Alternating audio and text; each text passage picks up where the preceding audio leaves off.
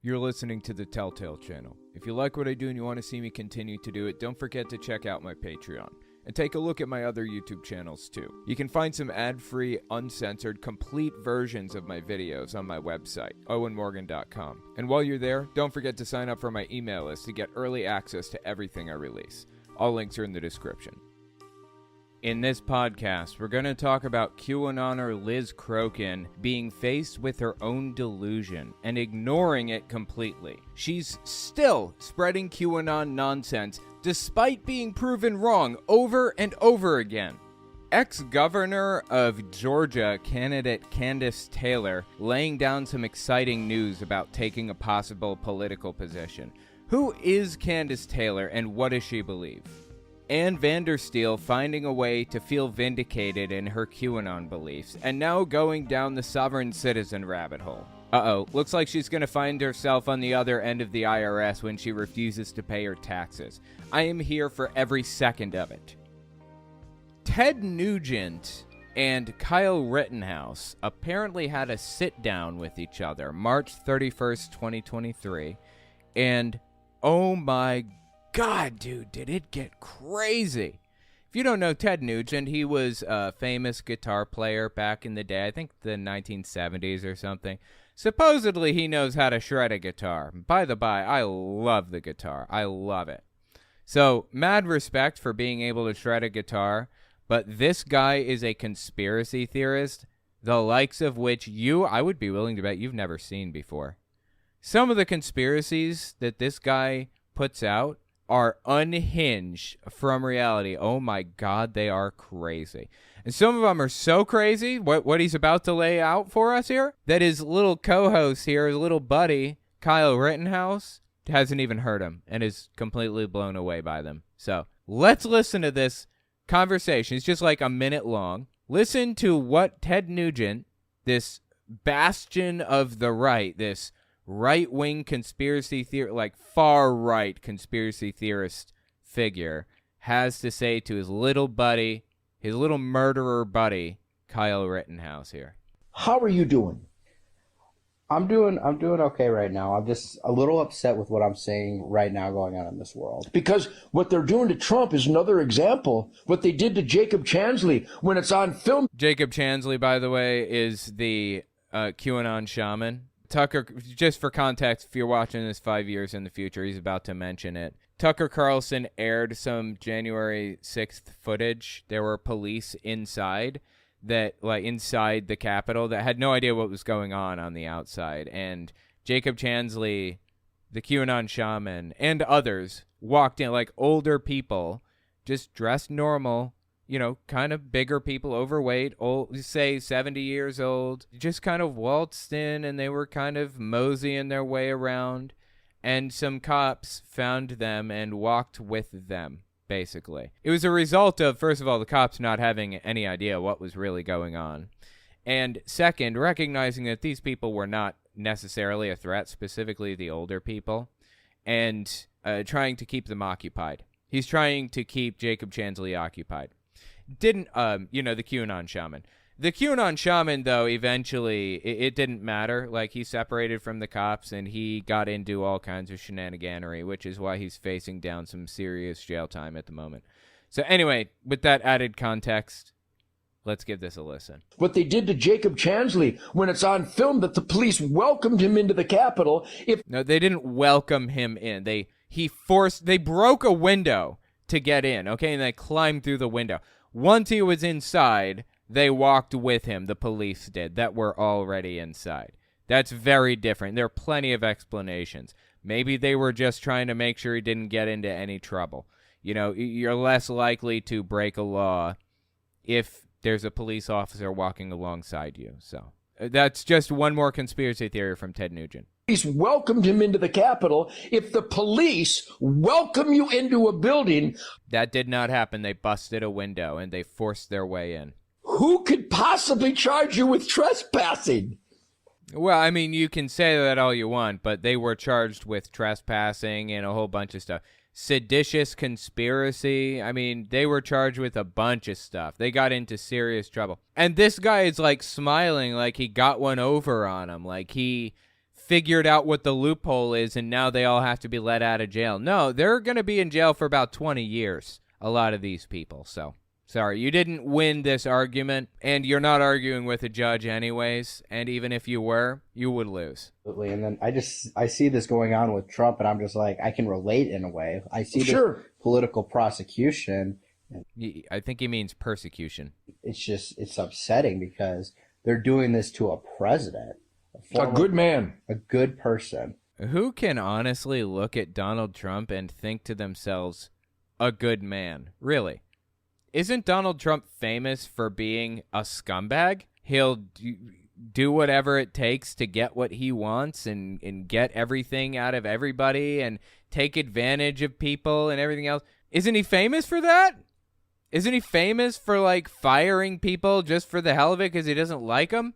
Isn't he famous for claiming he'll hire the best people and then hiring literally the worst people? What are you talking about, a good man? Even this guy can't believe that. Well, you know, I went through this anti-justice system at the hands of Barack Obama. Barack Obama. Oh, boy, here comes a conspiracy. You punk. You horrible anti-American, communist, Islamic terrorists. Okay, Obama is a Christian, to my knowledge. Not an Islamic terrorist, but all right, go on. Terrorists. Well, that's going to go in the media. That's what he was. God, he thinks he's more important than he is. That's going to go in the media. That's what he was. He literally reignited racism in America. Thanks a lot, Barack, and your buddy Mike. Okay, now we're getting into conspiracy lane. You know, this is really sad. I haven't explained the conspiracy yet. He hasn't either. He's about to, but this is really heartbreaking, man, that he does this. So who is this buddy Mike of his? Your two fake daughters. And if I'm wrong, somebody show me a picture of Mike Obama pregnant. The claim is Michelle Obama, Barack's wife, is really a man. She's a trans man, and her real name is Mike.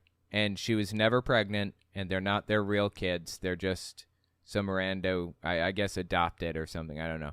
How sad is that, dude? How deeply sad is it for somebody like Ted Nugent to repeat a conspiracy theory that your genuinely assigned female at birth wife is really a man, and come up with a name for her, even, Mike? It's heartbreaking.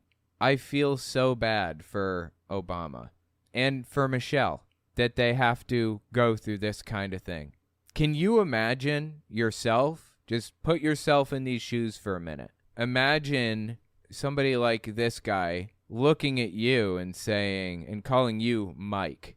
If you're a woman, imagine you're the women in the audience. Imagine you're sitting here listening to Ted Nugent as one of the women in the audience, and Ted Nugent calls you Mike. It says you're really a man secretly when you're not. Imagine how that shit feels.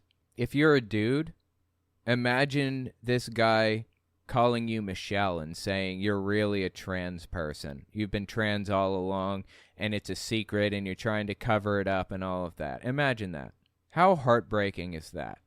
How sad is that? How wrong is that? Is there no moral bottom to these people? Is there no, like, thing that they're not willing to do because it's too evil, because it's too immoral? Is there something that they won't do?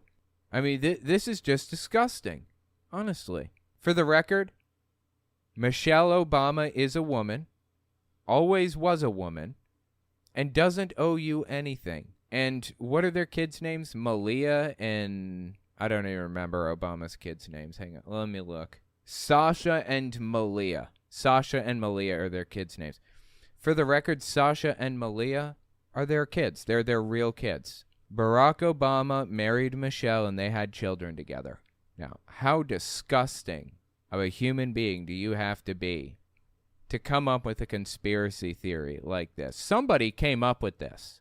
And then this guy right here repeated it and bought into it and liked it, thought it was on point, thought it was a great conspiracy, thought it was totally true. Said it to as many people as he possibly could. Said it on Real America's Voice. This is not a small program. Has millions of viewers. Does it get more morally depraved than that? Than referring to a woman as a man who genuinely is a woman? That's just disgusting.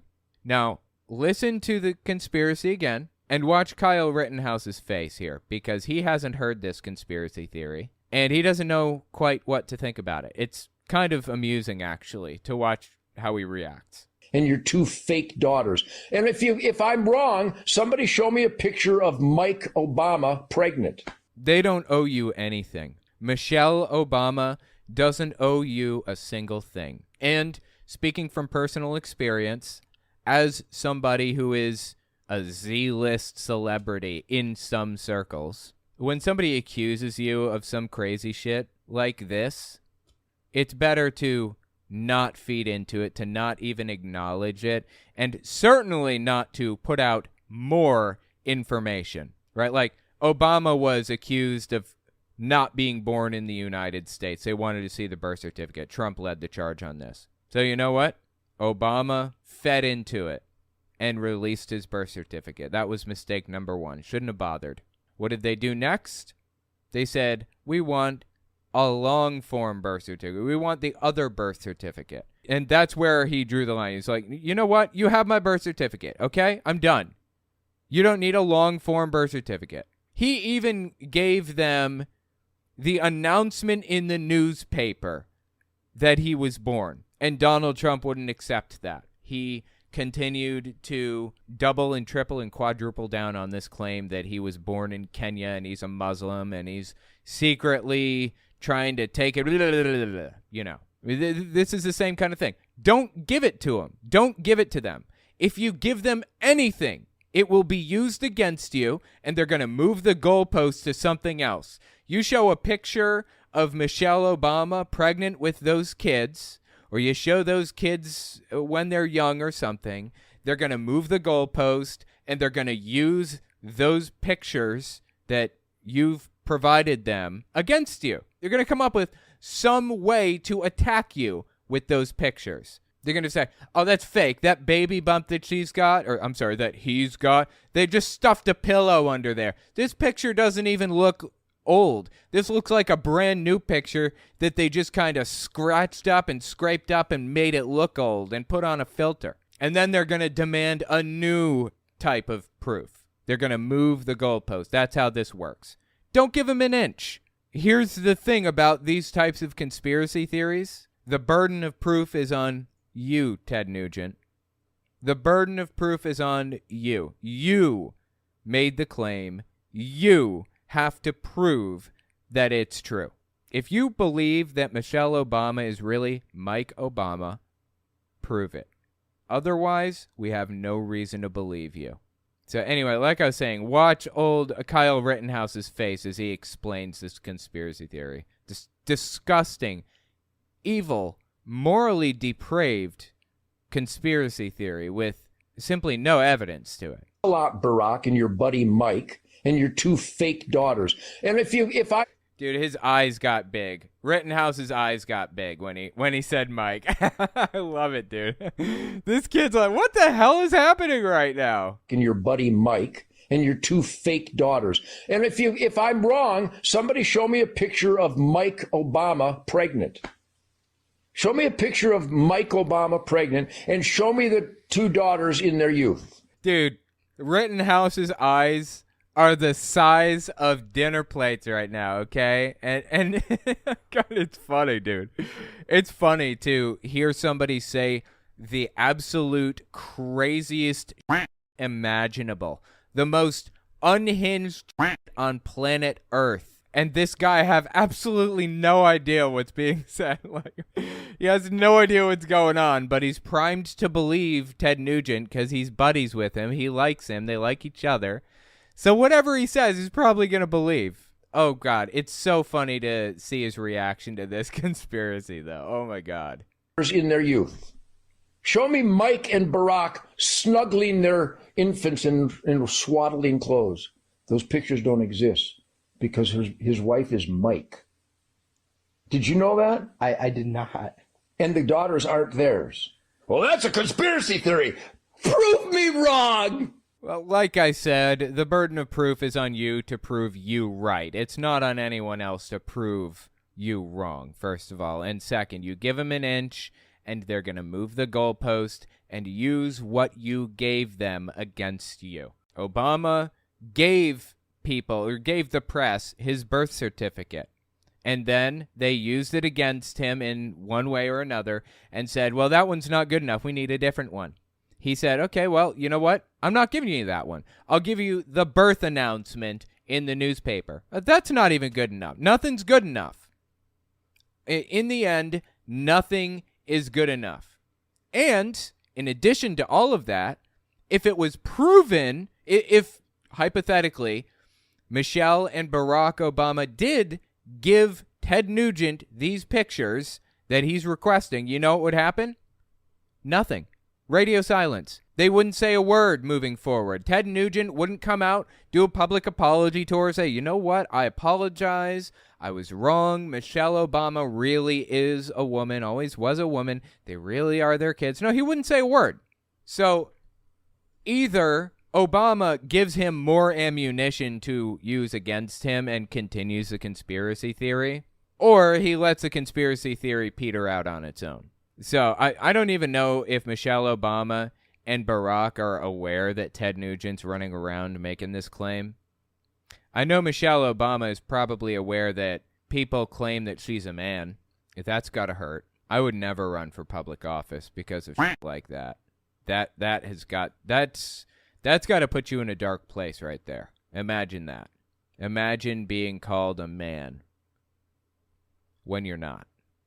Imagine being accused of being a man when you're not. Just disgusting. So the point is, the whole thing is nonsense, and Obama has an option. Either feed into the conspiracy, and at best, Ted Nugent is just going to shut his mouth and move on with his life. And at worst, he's going to use it against him. He's going to take what he gives him, and he's going to display it to everybody and make a media spectacle and claim that this is fake and that's fake and they made this fake and that and blah, blah, blah. Or Obama can just ignore it completely, not say a word, and the conspiracy will peter out on its own anyways. So, again, I say, prove me wrong! No one needs to prove you wrong. You need to prove you right. That's how this works. Anyway, the reason I played that video is because I got a voicemail that refers to it. So let's listen to the voicemail, see what they had to say here. Hey, Owen. Guy Young, Brookfield, Illinois. Just caught a clip on the Majority Report where Ted Nugent and Kyle Rittenhouse are talking back and forth with each other.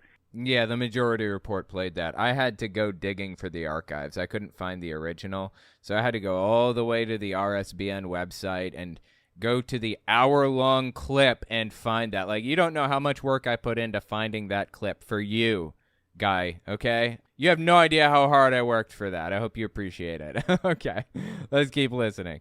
It reminds me of that scene in Clash of the Titans with the Stygian witches where they pass the one eye around to each other so they can see. These two guys are swapping their one IQ point back and forth so they can mumble, and while the other one sits slack-jawed and nods his head. God, they're just embarrassing people. R.I.P. GOP 2026. Anyway, yeah, I appreciate the voicemail. Yeah, it was really interesting. It was a good opportunity to talk about this clip, too. What an absurd thing to say, right? I mean, this happened all the way back in March 31st, 2023. And I guess the Majority Report discovered it not too long ago, so I went back in the archives and I found the original and recorded it myself. And it was worth a watch. It was worth a watch to just kind of talk about, like, the logic of the situation. Anyway, yeah, thank you, Guy Young, for the voicemail. I appreciate that.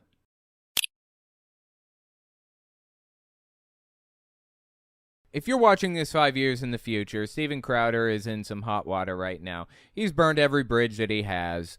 with the conservative community, with the conservative pundit community or commentator community. Basically, nobody likes him. The Daily Wire is, I think, the largest independent conservative media organization out there, and he started a war with them. Genius, right? So I decided to start watching some of Steven Crowder's stuff, see what he had to say. And wow, dude, this guy says some absolutely depraved stuff. I wanted to show you something that I found absolutely disgusting. And as a matter of fact, a caller found absolutely disgusting too. We're going to listen to the phone call somebody had about this clip in a minute. But let's listen to this clip from Steven Crowder, April 26, 2023. He's about to tell us about a new Barbie doll that Mattel is making for kids that have Down syndrome, okay? It's not really different from any other Barbie in any way, pretty much. It's just labeled as the Down syndrome Barbie to make kids that have Down syndrome feel better about themselves, you know? These kids already have a hard life, and to know that they have a doll that has similar experiences to them mentally is probably comforting for them. And I don't see anything wrong with it. I think that's nice. I think it was a nice thing, a good thing that Mattel decided to do a Down syndrome Barbie. That's a nice thing. Well, Steven Crowder disagrees. Listen to his take on this. April 26, 2023. This is real. They just announced the release. I feel bad even saying it. Down syndrome Barbie. Yes. The world's first Barbie with Down syndrome will give children the opportunity to play with more inclusive dolls. You can hear him snickering and laughing in the background, all right? Like, this is hilarious. This Barbie has Down syndrome, and that's just funny for some reason. I don't know why exactly, but it must be funny because they're snickering. This doll is breaking barriers by creating the first fashion doll with hard strength. Is this real? allowing more children. Yeah, I muted some words. I don't know, like, I'm not offended by much. I'm not offended by that word personally at all, the R word for people who have mental disabilities. I'm not offended by it. It's just not something that I would say, not something that I would advocate other people would say. I think that these people are just scumbags for putting it out there. Like, I'm not insulting anybody, not trying to insult anybody. I'm trying to make it clear that these people have a scumbag personality and that they're proud of that. Again, really, this isn't an insult. This is just an honest analysis of who these people are. They're scumbags, and they revel in it. So anyways, yeah, I muted any mention of the R word in reference to people with mental disabilities for anybody who may be sensitive to that stuff. This doll is breaking barriers by creating the first fashion doll with hard strength. There you go. That's where I muted it. Is this real? allowing more children to project their future through fashion doll play and imagine what is possible. Mattel, Barbie's parent company, announced the new figures will soon be hitting store shelves. Look, it's just a nice thing to help kids who are dealing with a tough situation feel a little bit less alone in the world. It's a nice thing to help kids feel a little bit better about their situation. Why do people like this want to make fun of people with Down syndrome? What is their end goal there? Like, honestly, it's not funny. It's supposed to be a comedy bit. It's supposed to be a comedy show, right? What they just did, they laughed all the way through it. It wasn't funny. It wasn't funny at all. They didn't tell a joke. There was no punchline. There was no amusing anything about it. There's just like a Barbie doll designed to make kids with mental conditions feel a little bit less alone. What's funny? The joke is he's a scumbag. That's the joke. Now, Steven Crowder was recently found out to be a wife abuser. What blows me away about that fact that he was found out as a wife abuser isn't the fact that he abuses his wife verbally, for the record. We haven't seen We haven't actually seen video of him hitting her, but I believe that he does that too because I've been hit by my dad, and I know exactly how people react when they're hit by the people that they're supposed to trust. And his wife reacted the same way that I reacted my whole life. So, as I was saying, he was outed as a wife abuser recently. And the thing that blew me away about that isn't that he was outed as an abuser. It's that people were surprised that that's who he is, that he would do something like that.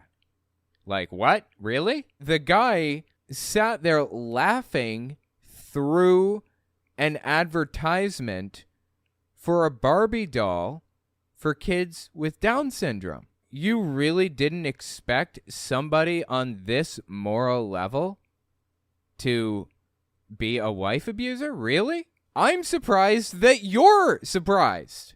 So anyways, he gets worse. He gets super racist with it and starts making fun of black people, of course, not just Down syndrome people, but black people. But, and then, they make more and more jokes about all of it. And you know what? Let's skip the part about making fun of black people because it's a complicated joke that I don't feel like explaining at the moment. So we've established he likes making fun of people with Down syndrome, and he likes making fun of black people at any cost. And he likes abusing his wife. Okay, we've established those things about Steven Crowder. Again, I did a whole breakdown about Steven Crowder, including the wife abuse stuff, on my Fireside Chat, Telltale Fireside Chat YouTube channel if you want to watch it. It is the entire drama explained, so you can just look that up if you're curious. But keep listening to him make fun of kids with Down syndrome. Down syndrome Barbie. Short bus not included. Did she have to say? Come on. Did she have to say smash through barriers when we all know about special needs strength? I mean, for crying out loud. Why is the guy on the left here laughing? That wasn't a funny joke at all. It's not that it was offensive to me. I'm offended by nothing. Okay, I used to tell dead baby jokes. There is nothing on planet Earth that can offend me. I just don't find this funny at all. Like, I think this is dumb as dog shit. And I don't see why anybody is laughing here. Some ex-employees at Steven Crowder's show spoke out about what it was like there, and apparently he has a little button under his desk that he hits when he wants Gerald to shut up. He has a bunch of rules about how he should have the last word and that everybody should always laugh at everything he says. He has his whole setup about how his show is supposed to run. Is this guy laughing because that's like part of the deal? Because what Steven Crowder just said wasn't funny. It was just mean. Like, there was nothing funny about it. I looked at the Barbie and I'm like... She doesn't look that downsy. Exactly. That's my whole point. It looks like Amy Schumer. This is the Down syndrome Barbie, and it's like, another Barbie to sell? Like, I feel like I'm being taken advantage of. Now with more retard. Yeah. Again, it's not like I'm not offended by this. It's just not funny. There's just nothing funny about it, right? He's just a scumbag, and he revels in it. Honestly, was anybody surprised when we found out that he's abusive to his wife? If you were surprised by that, you weren't paying attention. That's who he is. That's his whole bit. Being abusive to people. Making fun of people. Bullying people. Even kids with Down syndrome. No one is off the table with this guy. So I got a voicemail about that whole thing that Steven Crowder did. I wanted to listen to the voicemail and hear what this person had to say. Hear their take on the whole thing. Hey, Owen. This is Sid from Illinois. I just got done watching your video where Steven Crowder makes fun of the Down syndrome doll, and you asked what their slippery slope was. And... yeah, so when I originally covered this, Steven Crowder said that he's upset that they created a Down syndrome doll because it promotes diversity and he doesn't want diversity. And I wonder, is there a slippery slope? Does he think that this is like going somewhere, like if they allow this, then, cats are going to marry dogs and it'll be anarchy or something. Like, what's the slippery slope? Why is he so upset over a Down syndrome Barbie doll? Really? The slippery slope to having a gay Ken doll would be normalizing kids becoming gay later in life. That's an example of like a slippery slope. It's a slippery slope I stand for. I would like to see a gay Ken doll. A couple of, Ken and Ben, maybe. A couple of dolls get together. Instead of Barbie and Ken, you got Ken and Ben, right? And they get married and they have a little house together and everything. That'd be fantastic. And then the kids that play with these dolls feel a little more comfortable coming out of the closet, right? That would be a slippery slope, quote unquote. What's the slippery slope to the Down syndrome doll? What's he afraid of happening if this Down syndrome Barbie comes out? Is he afraid of what? That Down syndrome people will be more likely to have Down syndrome? What? What's the slippery slope here? I don't know. There is none. His whole thing is being abusive to the people around him. That's it. Sorry to interrupt. Let's keep listening here to the voicemail. Hey, Owen. This is Sid from Illinois.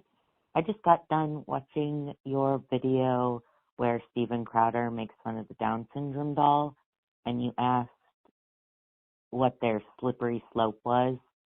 And as a disabled person, I can confidently say that people like Steven Crowder make fun of those dolls because they don't think disabled people deserve to have good lives.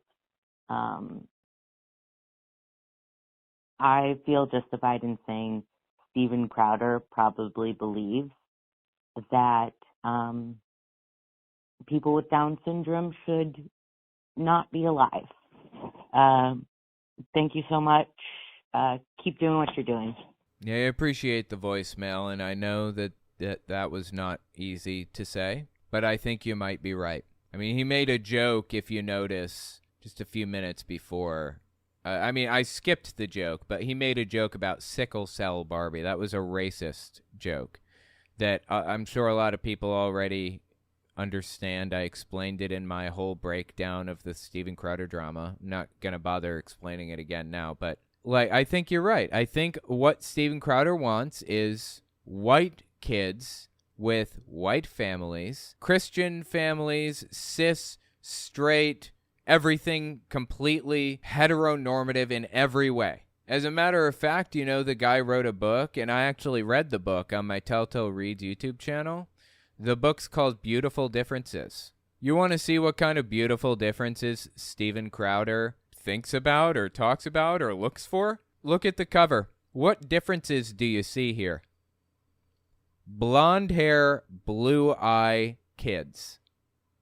Let's just scroll through the book a little bit. I mean, again, I went through this book on my Telltale Reads YouTube channel. You want to read the whole thing? Go there and read it with me. What beautiful differences are we looking at in this, on this page here, in this illustration? Blonde hair, blue eyes.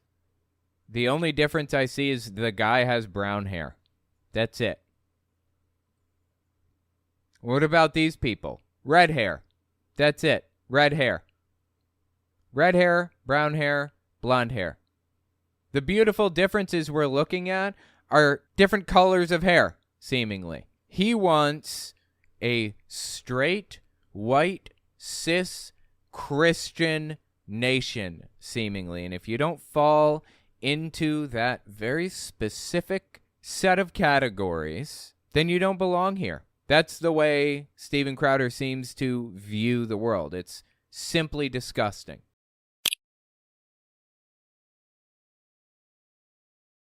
Hey, Owen, Lou from Missouri here. Was just kind of curious on your take. I know it's morally reprehensible in God's eyes for me to defend myself when the Christians come to kill me because I'm gay. What do you think they're actually expecting us to do in response? That's a good question, an interesting question. Here's the answer. There are a lot of groups out there, like, for example, Patriot Front, who made the headlines recently. Now, Patriot Front is a branch off of the Nazi group that protested in Charlottesville in, 2017. I don't remember exactly when they did. They split off from that group and then did a hostile takeover, basically. It was called Patriot Vanguard, I think, or something to that effect. Well, Patriot Front, these guys right here, these people are actually forming an army currently right now as we speak. And the army, the intent of having the army is to enact what they want the U.S. to look like. You know, there was something called the Rwandan genocide. It was two tribes pitted against each other, the Hutu and the, oh my God, what were the two tribes? Yeah, I'm sorry. The Hutu and the Tutsi tribes. They're effectively the same. There's really no difference, right? The Hutu were the oppressed minority, although there were more of them. They made up like 90% of Rwanda. But the Tutsi were slightly taller, slightly lighter skinned, so when Britain came and made it a colony, Rwanda, they put the Tutsi in charge because they looked a little more European. And the Hutu didn't like being an oppressed minority, and eventually committed genocide against them. There were government records created by the British that listed the tribes that the people were from and their addresses and everything. And after the genocide took place, or in the middle of the genocide, or when things were starting to calm down, basically, the Tutsi had regrouped outside of Rwanda, gotten together and created a group called the Rwandan Patriots Front. And they swept through Rwanda and kind of took control of everything and stopped the fighting, stopped the genocide, so on and so forth. And then took control of the government and kind of tried to set everything right or whatever. That's what Patriot Front is trying to do right now. They're trying to set up an army. And they do demonstrations like this regularly. This is at D.C.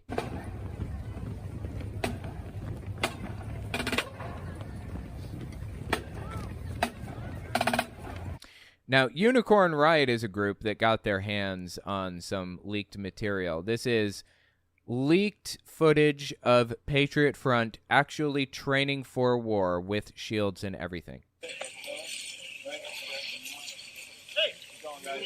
Rear guard, stagger! Hey, hey, don't let him in. You're staggering, guys. Cycle back. What are we doing? Cycle back, right.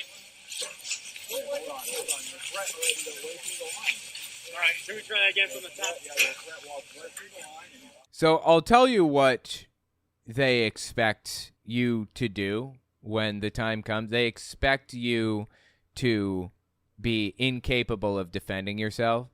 They expect you to be worse trained than they are, because groups like this train every single day, like we just saw. Like, there's a bunch of footage out there of these people, holding shields and running around and wearing knee pads and the whole 9 yards and all of it.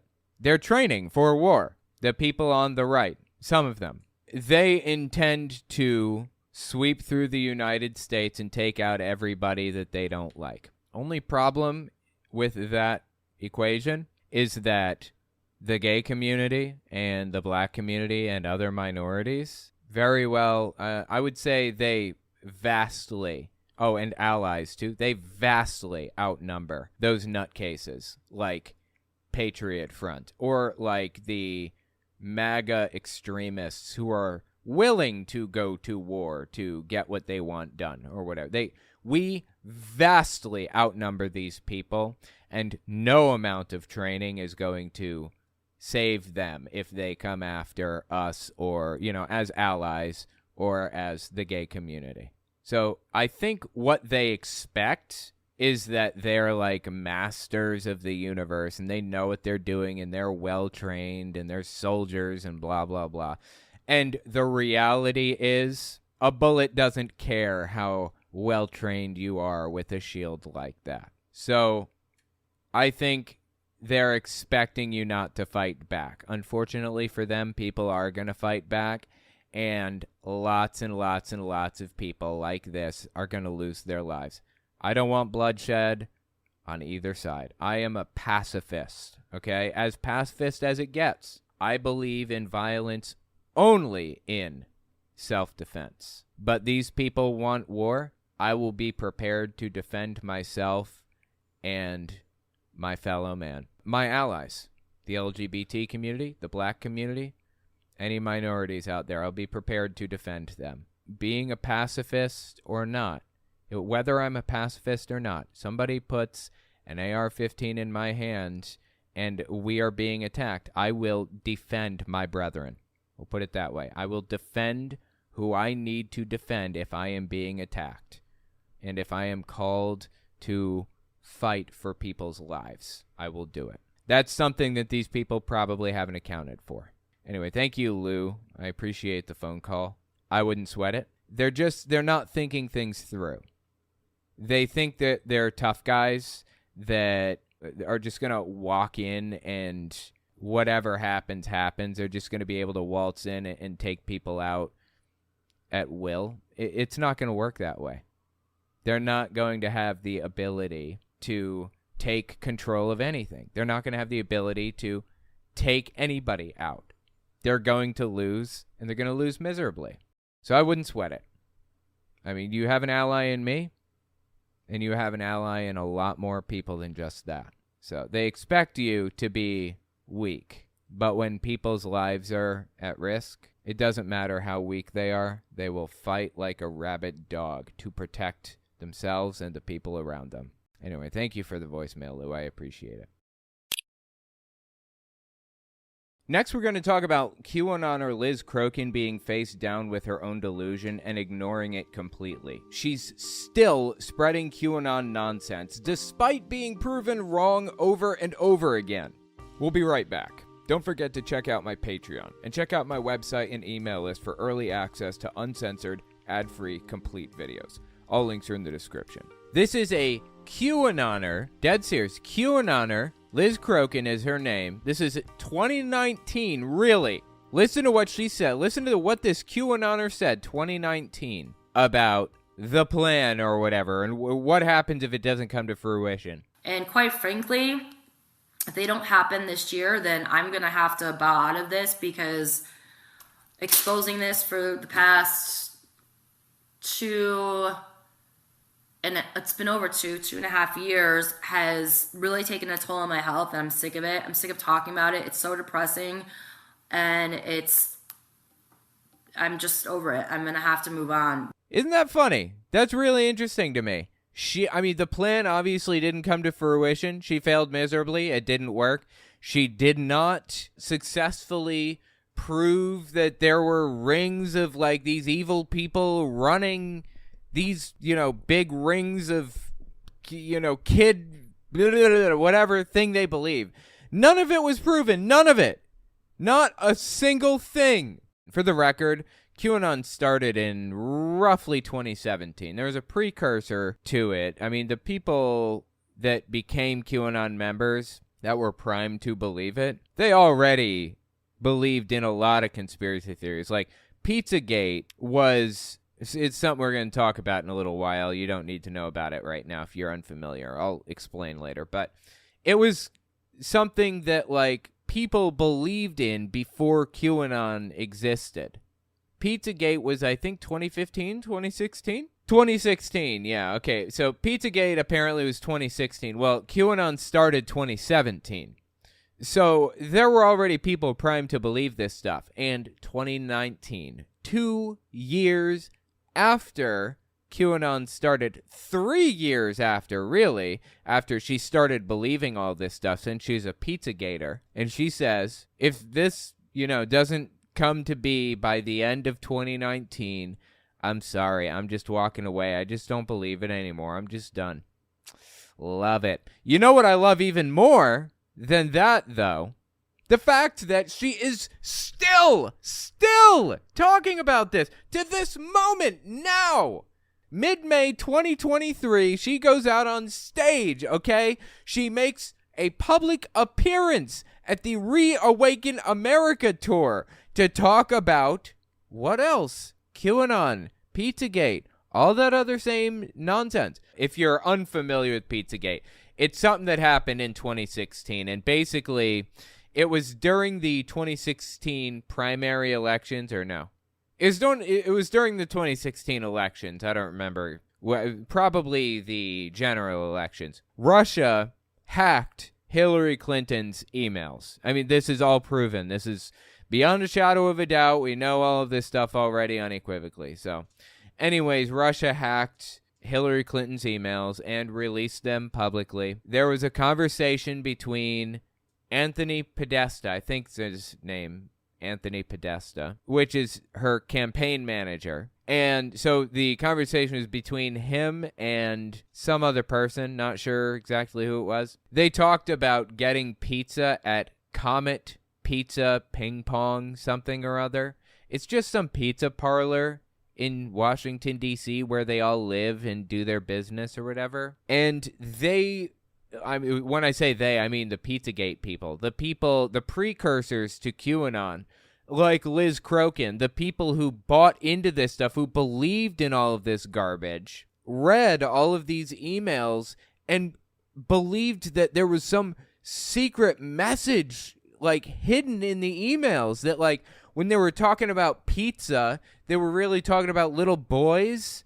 And when they were talking about, God, I don't remember, pie maybe, they were really talking about little girls. And it was just this whole, like, child mistreatment ring that existed in this Comet Ping Pong basement. And they even created pictures, like fake photoshopped images of the children and employees of Comet Pizza and Ping Pong, tied up as slaves and stuff. They're just employees, nothing more. In fact, Comet Ping Pong doesn't even have a basement. It was nuts, dude, nuts. Until it all came to a head when some nutter butter showed up to Comet Ping Pong and Pizza or whatever to look in the basement. He showed up with a gun, okay?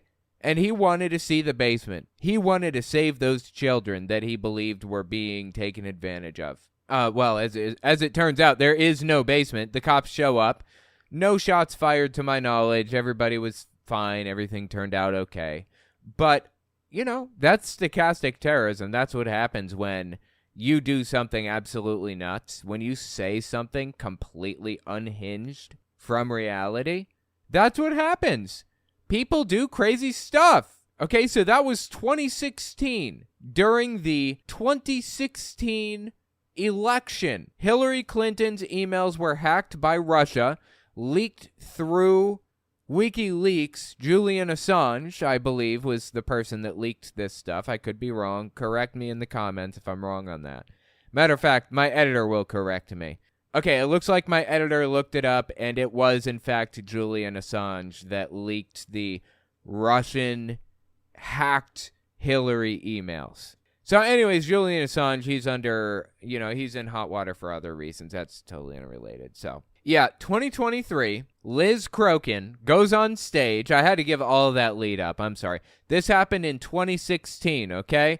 This is a 7-year gap. 7 years, okay? 7 years is when Pizzagate happened. 7 years before she comes up here to this Reawaken America tour, and she says this at the Reawaken America tour, 7 years after Pizzagate. As most of you guys know, I've been exposing Pizzagate since 2016, okay? This is just embarrassing, dude. This is so embarrassing for her. Yes. The people clapping, okay? These poor fools are clapping for this. Where are we as a society that they would clap for Pizzagate? It's been a very long 7 years, let me tell you. Somehow I'm still here. But for those that don't know, Pizzagate's very simple. WikiLeaks unleashed the Podesta emails, and Well, Russia released the Podesta emails. John Podesta, I believe, or Anthony Podesta, I don't remember. Who was it? I gotta find this out now. Okay, campaign chair John Podesta, I apologize. I guess it was John Podesta that they stole. Yeah, Russia stole John Podesta's emails and leaked them through WikiLeaks. Now, WikiLeaks, run by Julian Assange, they released information that was more than just that. And there may be a good reason for Julian Assange to kind of be under attack right now. I'm not really sure where I stand on it. I'm willing to be convinced either way. You guys got convincing arguments in the comments that are comprehensive and include both sides and address the arguments for each side. Please, tell me what your argument is. Should the owner of WikiLeaks at the time, Julian Assange, should he be prosecuted or no? Let me know your thoughts on it in the comments. But anyways, yeah, everything was released through Julian Assange, through WikiLeaks, to my understanding. The Pizzagate stuff was. Go on. somehow I'm still here. But for those that don't know, Pizzagate's very simple. WikiLeaks unleashed the Podesta emails. John Podesta. In 2016, and in those emails, we discovered that Podesta and associates were using known pedophile code words in a context that does not apply to food, and one of the main code words they used was pizza. Now, no to literally all of that, okay? They used the word pizza because they wanted to go get pizza at a pizza joint called Comet Ping Pong Pizza. There's no code word about that. Like, get over yourself. Are you really still talking about Hillary Clinton's emails in 2023? This is absurd on so many levels. What happened to this in 2019? 3 years after Pizzagate, what happened?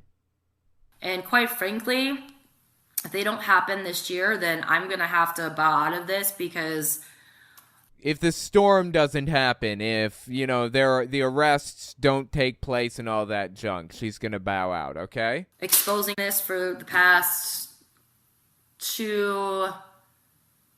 it's been over 2.5 years. Yep, about 3 years, actually. 2016 to 2019, yeah, about 3 years. Has really taken a toll on my health, and I'm sick of it. I'm sick of talking about it. It's so depressing, and I'm just over it. I'm going to have to move on. And it's just complete nonsense, like all of it. And guess what? She's still on stage to this day. Now, talking about Pizzagate, okay? Oh my God, dude. It's so absurd. I don't know what to do with it. I mean, she's been talking about Pizzagate for like ever. This is not her first rodeo, okay? So that was mid-May 2023. Late January 2023, she was invited to talk about it at the Reawaken America Tour also. If you're unfamiliar with the Reawaken America Tour, they've had some really big names, including but not limited to Greg Locke, Jim Brewer, the comedian, has been up there, seriously, and a bunch of other people. They've had a ton of conspiracy theories. That's basically what it is, a conspiracy con. So late January 2023, Liz Crokin, once again, comes out here and says all kinds of nonsense. Listen to this one. This is her January 2023 appearance there. We have the power to demand that the law enforcement, FBI, the Department of Justice, that they look into Hillary Clinton and crimes against children. But it's not going to happen unless we demand it. So I encourage you all. As if these people haven't been, quote-unquote, demanding it this whole time. As if these people haven't been screaming at the top of their lungs about John Podesta going to Comet Ping Pong and blah, blah, blah, blah. As if there aren't videos of protests outside of a pizza parlor claiming that there are children in their basement when they don't even have a basement, okay? There isn't even a basement at this place. We're gonna have to get loud. Oh, you haven't been loud up to this point? You haven't been obnoxious? Oh, my mistake. Okay, go on. To get involved, speak up, expose this stuff, talk about that laptop, talk about Anthony Weiner's laptop. Ooh, boy. Okay, oh, God, this is a complicated one. Let me explain the laptop. This is a QAnon belief.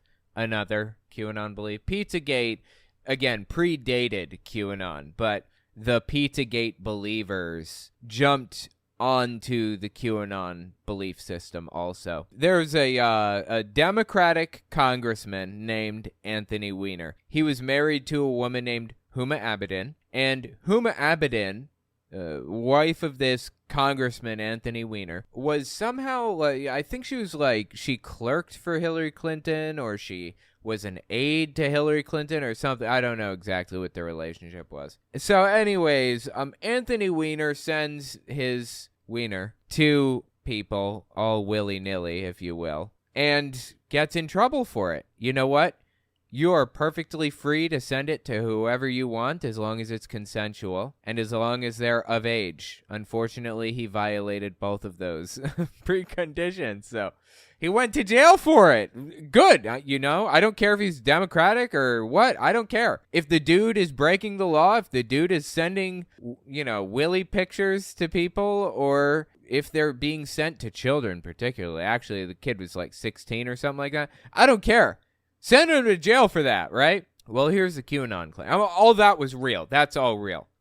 Here's the QAnon level to the claim. I mean, everything from this point forward is fake, okay? This is all QAnon nonsense. When the police show up to arrest him for sending his eggplant emoji pictures to teenagers, to 16-year-olds or however old, I don't know how old they were. You know what?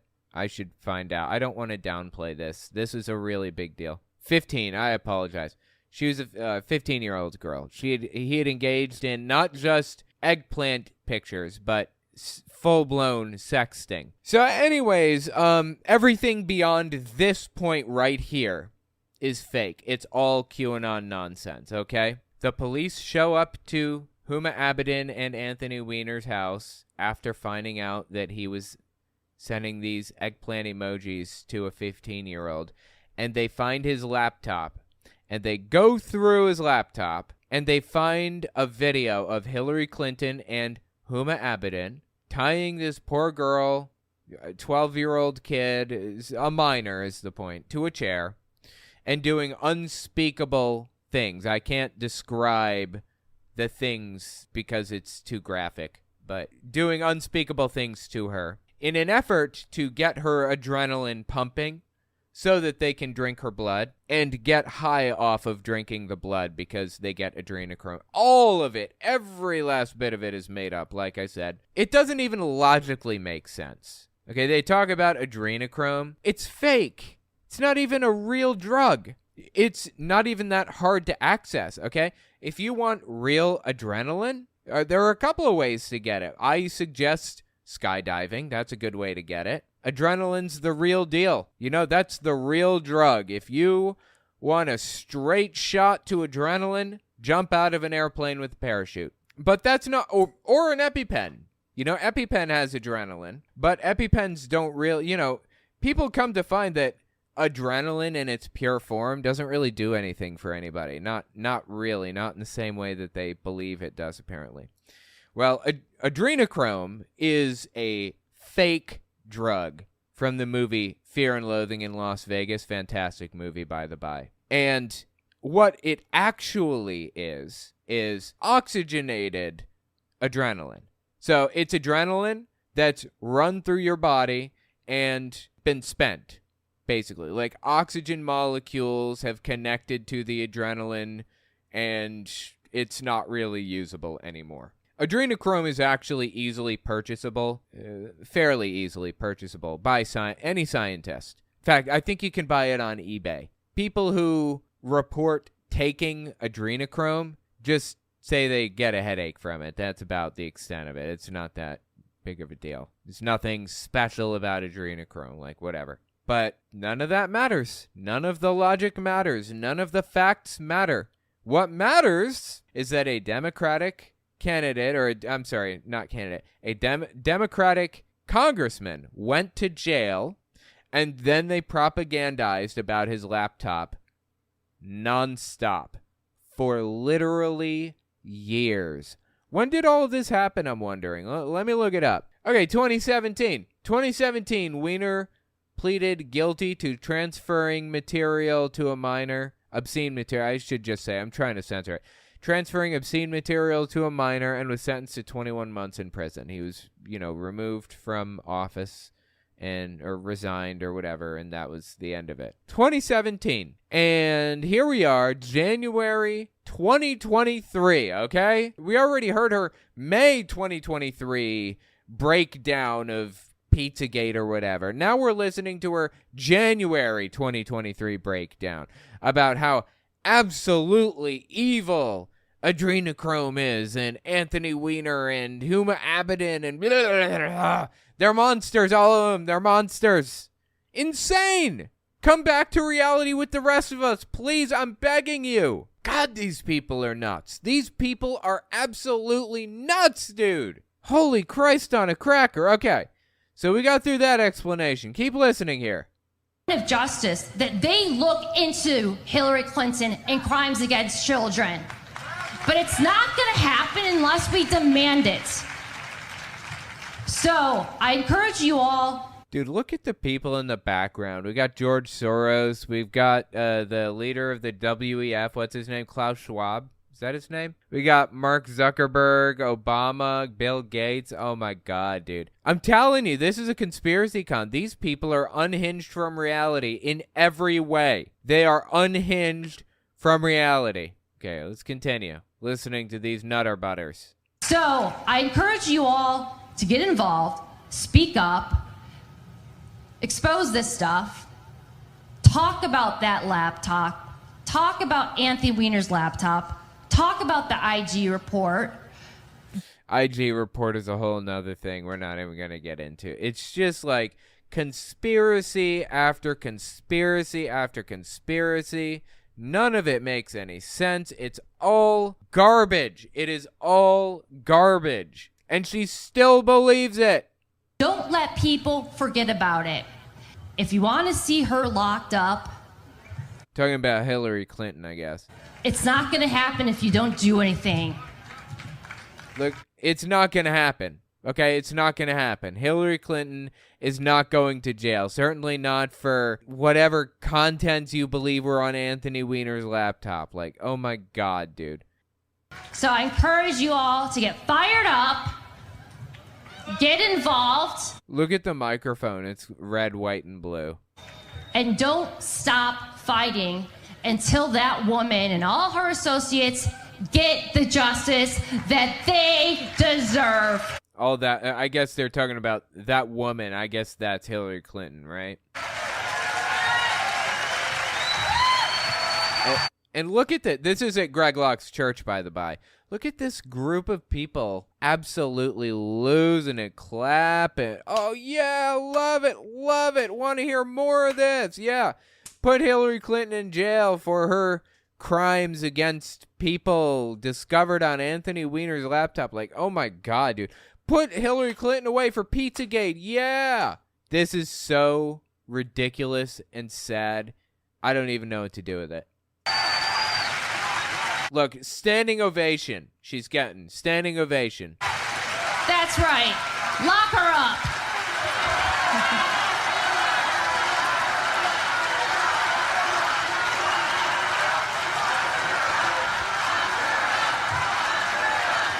That's just painful. Straight up. Look, they're chanting, lock her up. What happened to not locking up your political opponents? What happened to that?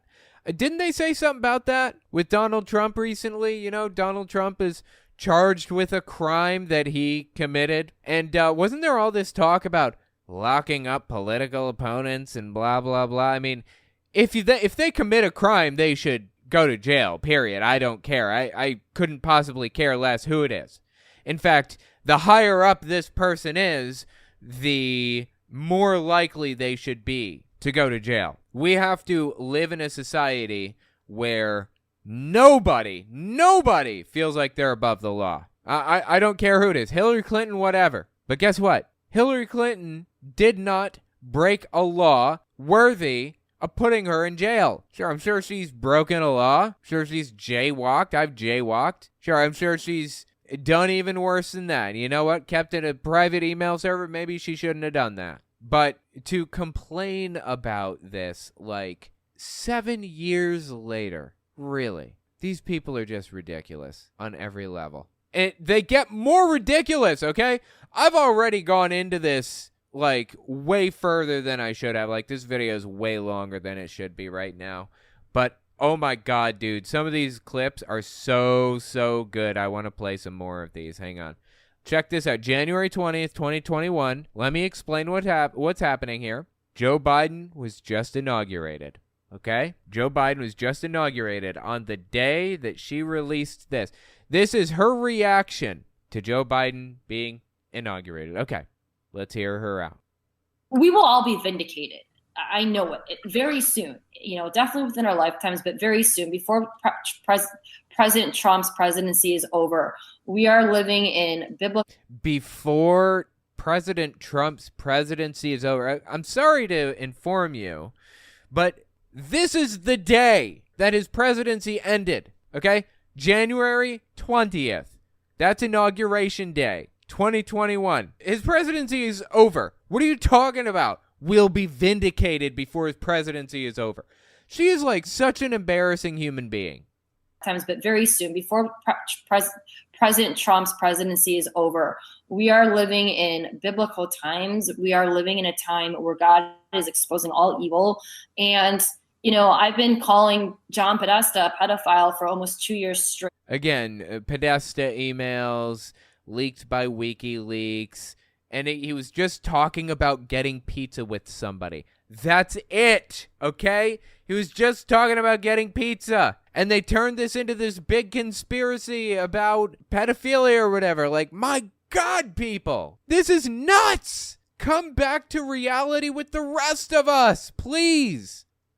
John Podesta, a pedophile for almost 2 years straight now. And people have called me crazy or thought I was crazy to make those kinds of accusations. But yeah, you know, I mean, I can see that. People calling you crazy for making these kinds of accusations, yeah, I can see that. Sure, I can see that, yeah. The evidence is so undeniable, I have no problem doing it. And you'll notice he hasn't threatened to sue me, and many people have called him a pedophile. No one's threatened. He hasn't threatened to sue anyone. I mean, Andrew. Okay, the lack of action cannot be used as evidence against somebody. Like, that's absurd. Just because he doesn't want to sue some random reporter. By the way, she was a pretty high up reporter. She was pretty influential at one point in her life. And then she had a massive fall from grace when she fell down the QAnon rabbit hole. Anyway, just because he doesn't want to sue some 2-bit reporter now for talking about him does not mean that he is really talking about kids when he talks about getting pizza at a pizza parlor. Like, come on.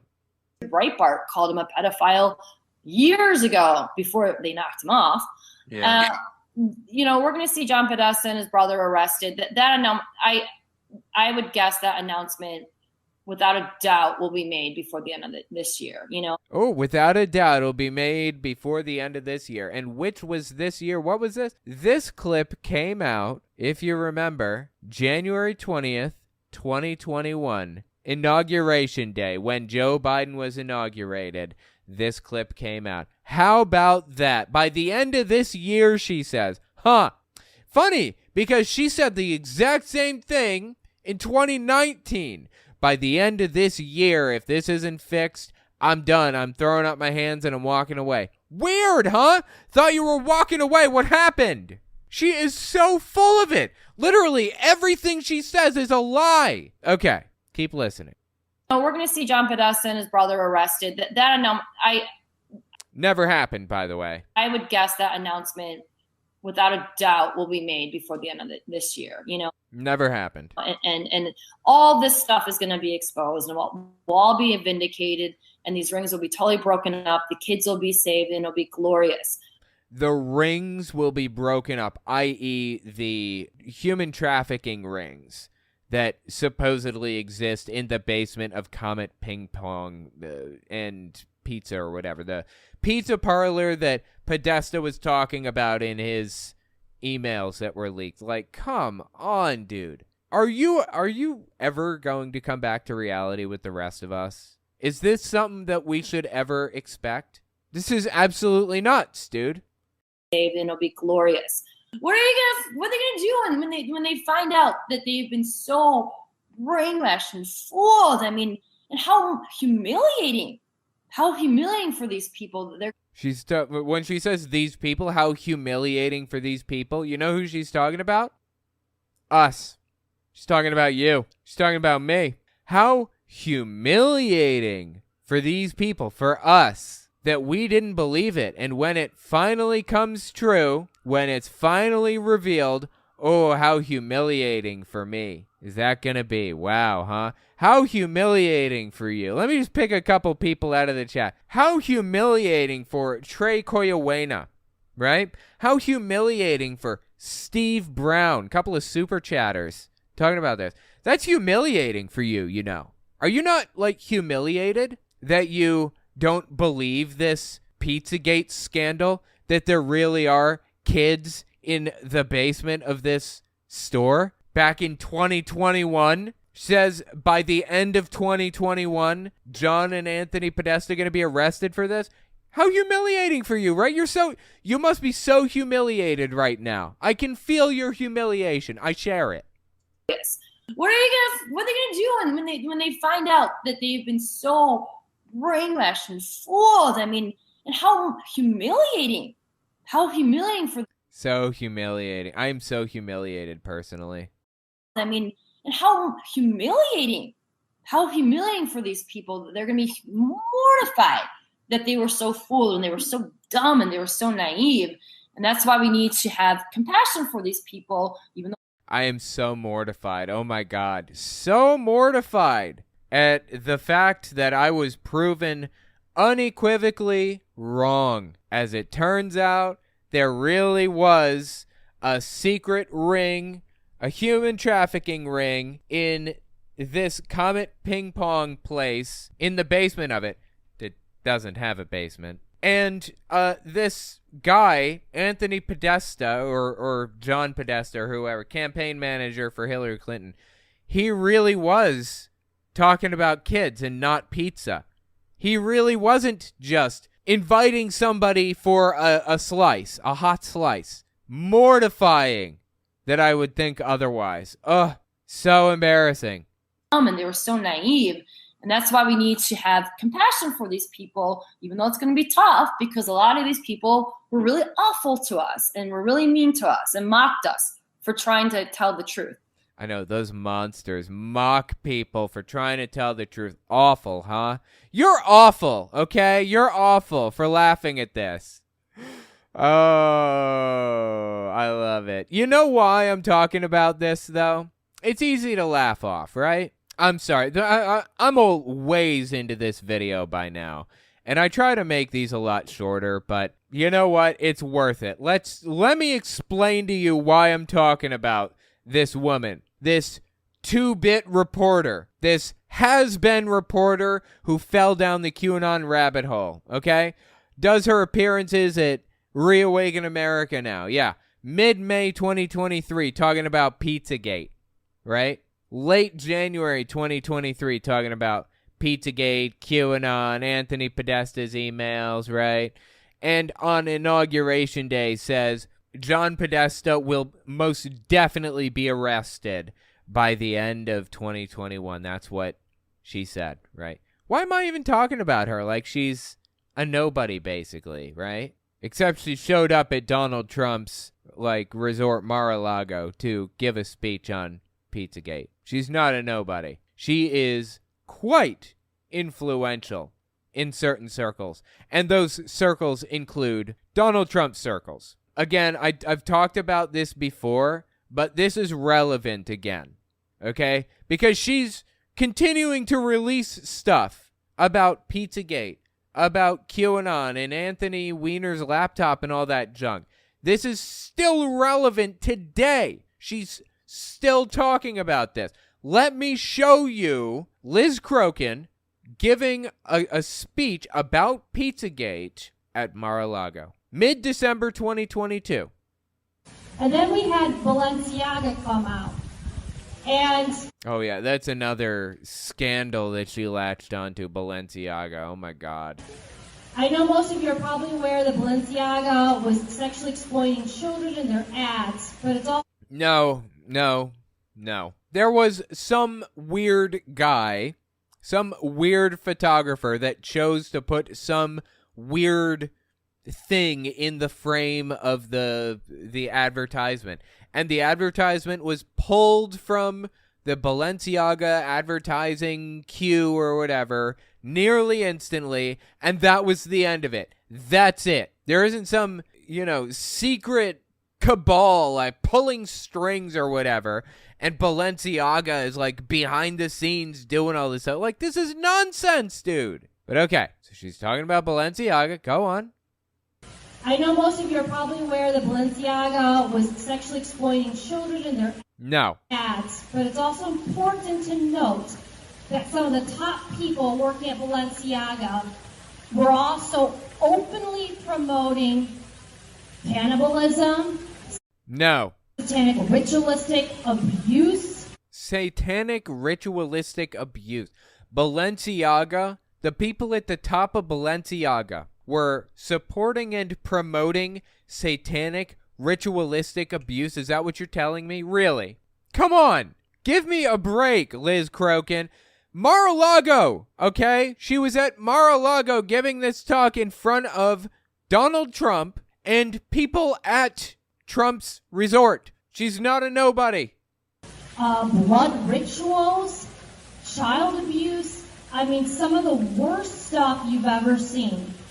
Now, yeah, totally. Some of the worst stuff. When Pizzagate came out in 2016, a lot of associates of the Clintons shared very similar content on their social media pages. And I encourage you to look into John and to Tony Podesta's art. Tony Podesta had art all over his home promoting pedophilia. Dude, this is all nonsense beginning to end, and she cannot get a grip on reality. But you know what? You know what's really sad about this situation?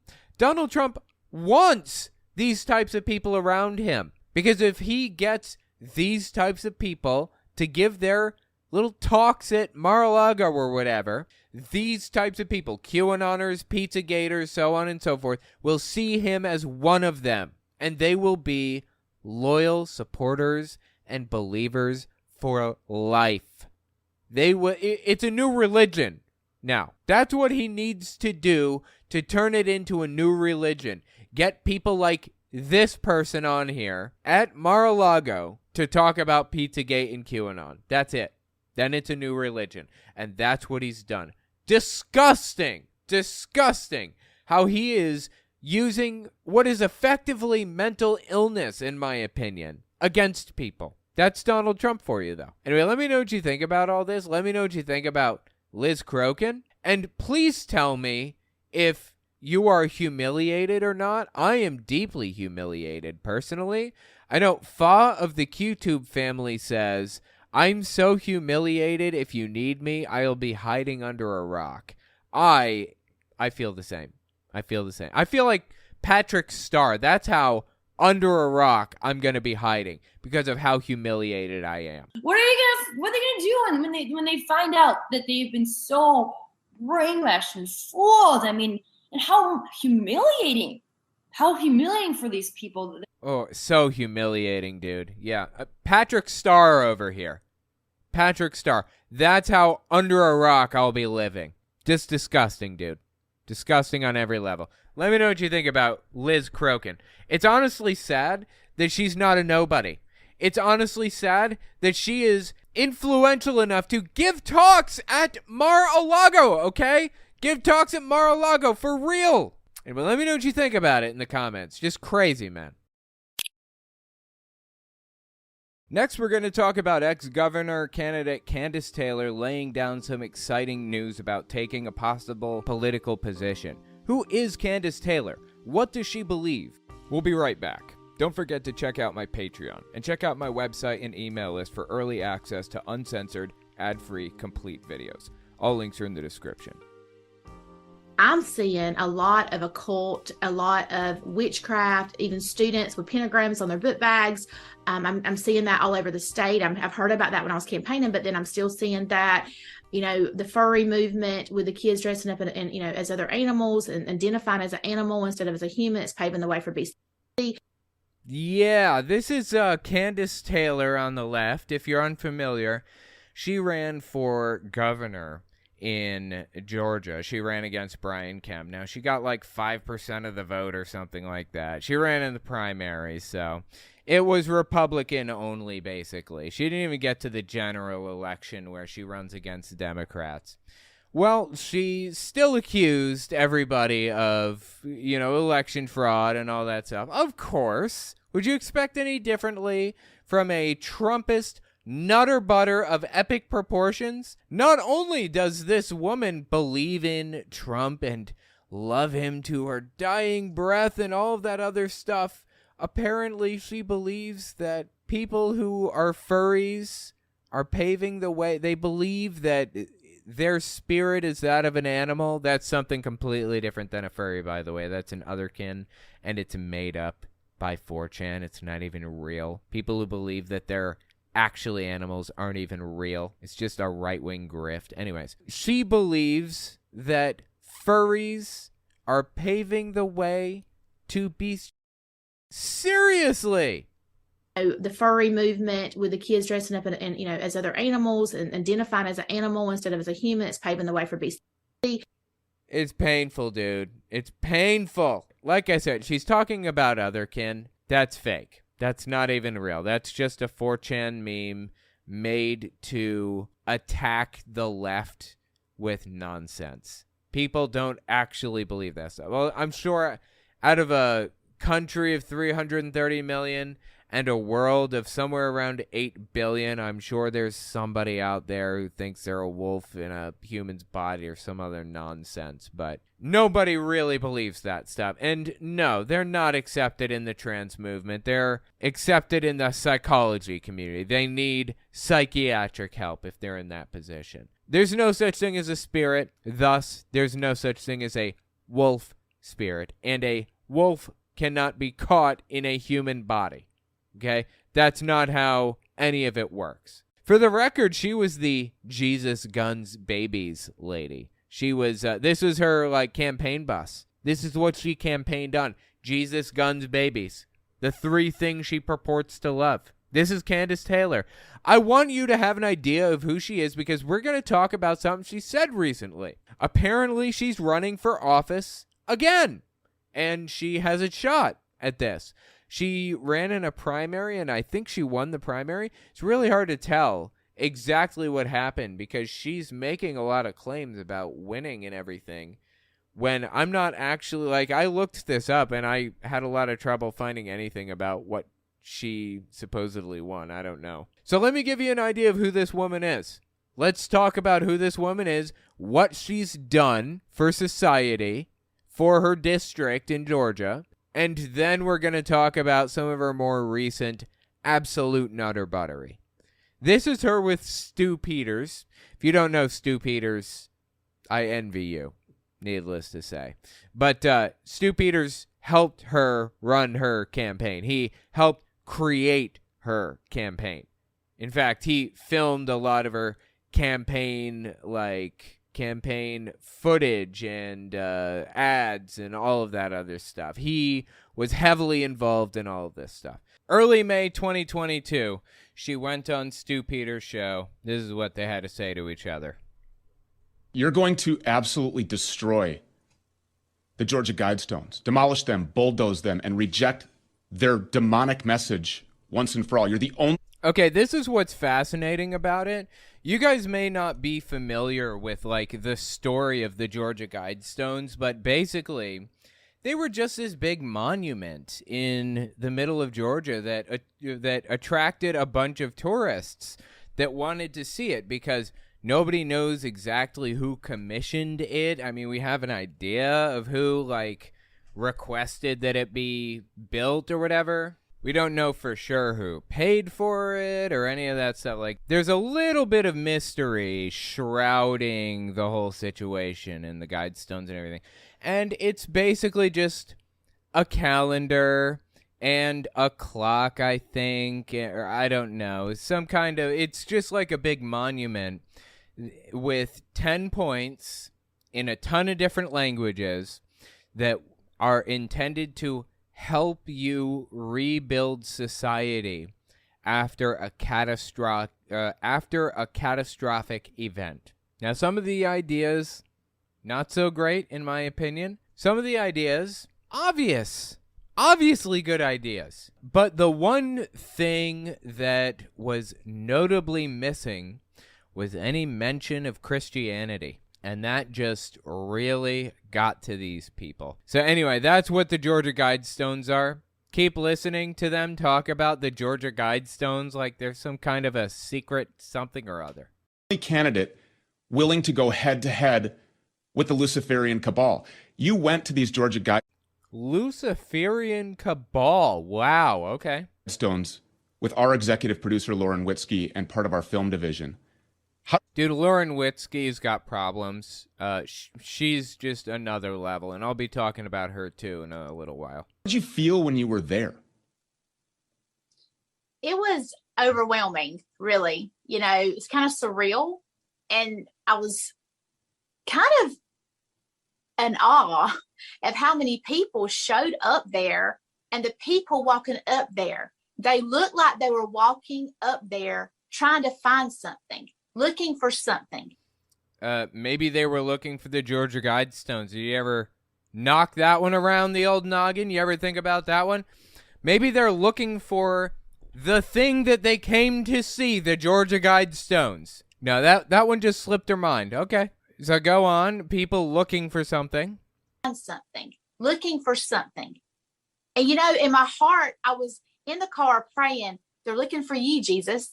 They're looking for you, and as they're looking for you, they're finding this in my state. Oh my God, dude. Again, look, this is a picture of it. If you're watching and not listening, this is what it looks like. If you're just listening, I'll describe. It's gigantic. It's like, I don't know, 15, 16 feet tall or something. Huge. It's got one rectangular pillar down the center of it, and then one square kind of slab on the top of it, and then you got 4 door-shaped slabs pointing in opposite directions, north, south, east, west. And there's a hole between each one, so it's not like they're not connected by anything. They're just kind of standing there. And again, it's just got like a bunch of different languages, and it's got some suggestions for how to rebuild society. It's things like, I don't remember, balance, truth, and what was it? Let me just look here. The one that really pissed these people off, the one suggestion that they saw on this was that it said something like, you should try to maintain society around 500,000 people if possible. And that's actually a good idea. If it were possible to do without eugenics, without mass deaths or any of that stuff. If it were possible to do with like birth control, you know, discourage people from having babies, incentivize people to not have kids. If that were possible to do, it'd be a fantastic idea, honestly. But you know these people, you know Kandiss Taylor's type and Stu Peters' type. They're the type of people that believe that, you know, there's some kind of an evil out there and they have to like set it right or whatever and have as many children as humanly possible. It's absolutely nuts. So like I said, Stu Peters helped Kandiss Taylor make her campaign ads. As a matter of fact, what we're watching here, not what she's saying, but this right here is part of her campaign ad. So, like, to be governor. For you, Jesus. They're looking for you. And as they're looking for you, they're finding this in my state, that's in the Bible Belt, that's conservative. And it made my skin crawl. So anyways, what happened next is that somebody actually blew the thing up. Surprise, surprise. This is called stochastic terrorism, by the way. This is July 7th, 2022, when the thing was blown up. Stochastic terrorism is a lone wolf attack that can't be exactly predicted, but can be assumed when you demonize and attack and threaten some group of people or something or some person or whatever. So Kandiss Taylor, Stu Peters, and others demonized the Georgia Guidestones, and sure enough, what we see next is this guy walking up to the Guidestones. You can see it, right? If you're just listening and not watching, I'll describe. Guy walks up to the Guidestones, middle of the night, drops something in between them, and runs away, right? And then, boom. It explodes. Whatever he dropped blew up. Destroyed the Guidestones. The Georgian government or whatever decided to take the Guidestones down. By the way, these were private property. These are privately owned, privately constructed by private entities. Had nothing to do with anybody. They were even on private land, I think, for all I know. Anyways, these people decided to take the Guidestones down for safety reasons. So they, after they were blown up like this by extremists, they took the Guidestones down, which I get. You've got to do it. It's okay.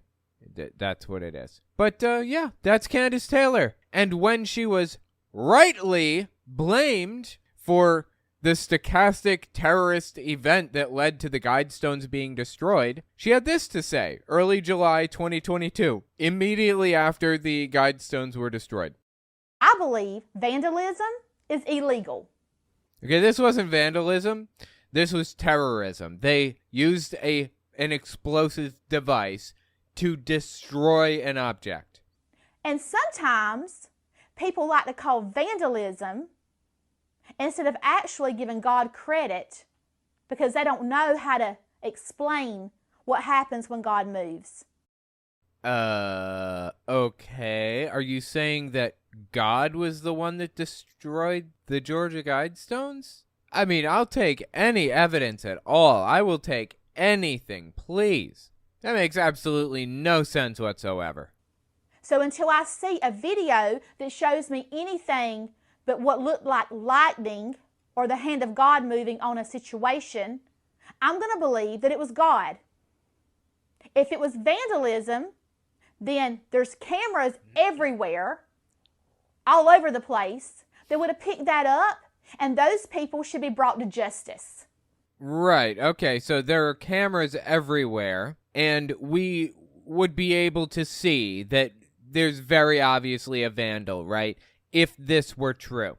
Until this camera whatever is revealed, she's going to believe that it was lightning striking the stones as the hand of God working its magic. That's what she's saying, right? Yeah, probably not the smartest thing to say when we actually have video footage of a guy walking up, okay? Walking up to the thing. Walking up to the thing, dropping something in the middle, running. And then minutes later, boom! It blows up. Probably not the smartest thing to say. Yeah, but you know what? It was the hand of God. Absolutely. It was the hand of God, 100%. Makes perfect sense to me. Do not put words in my mouth.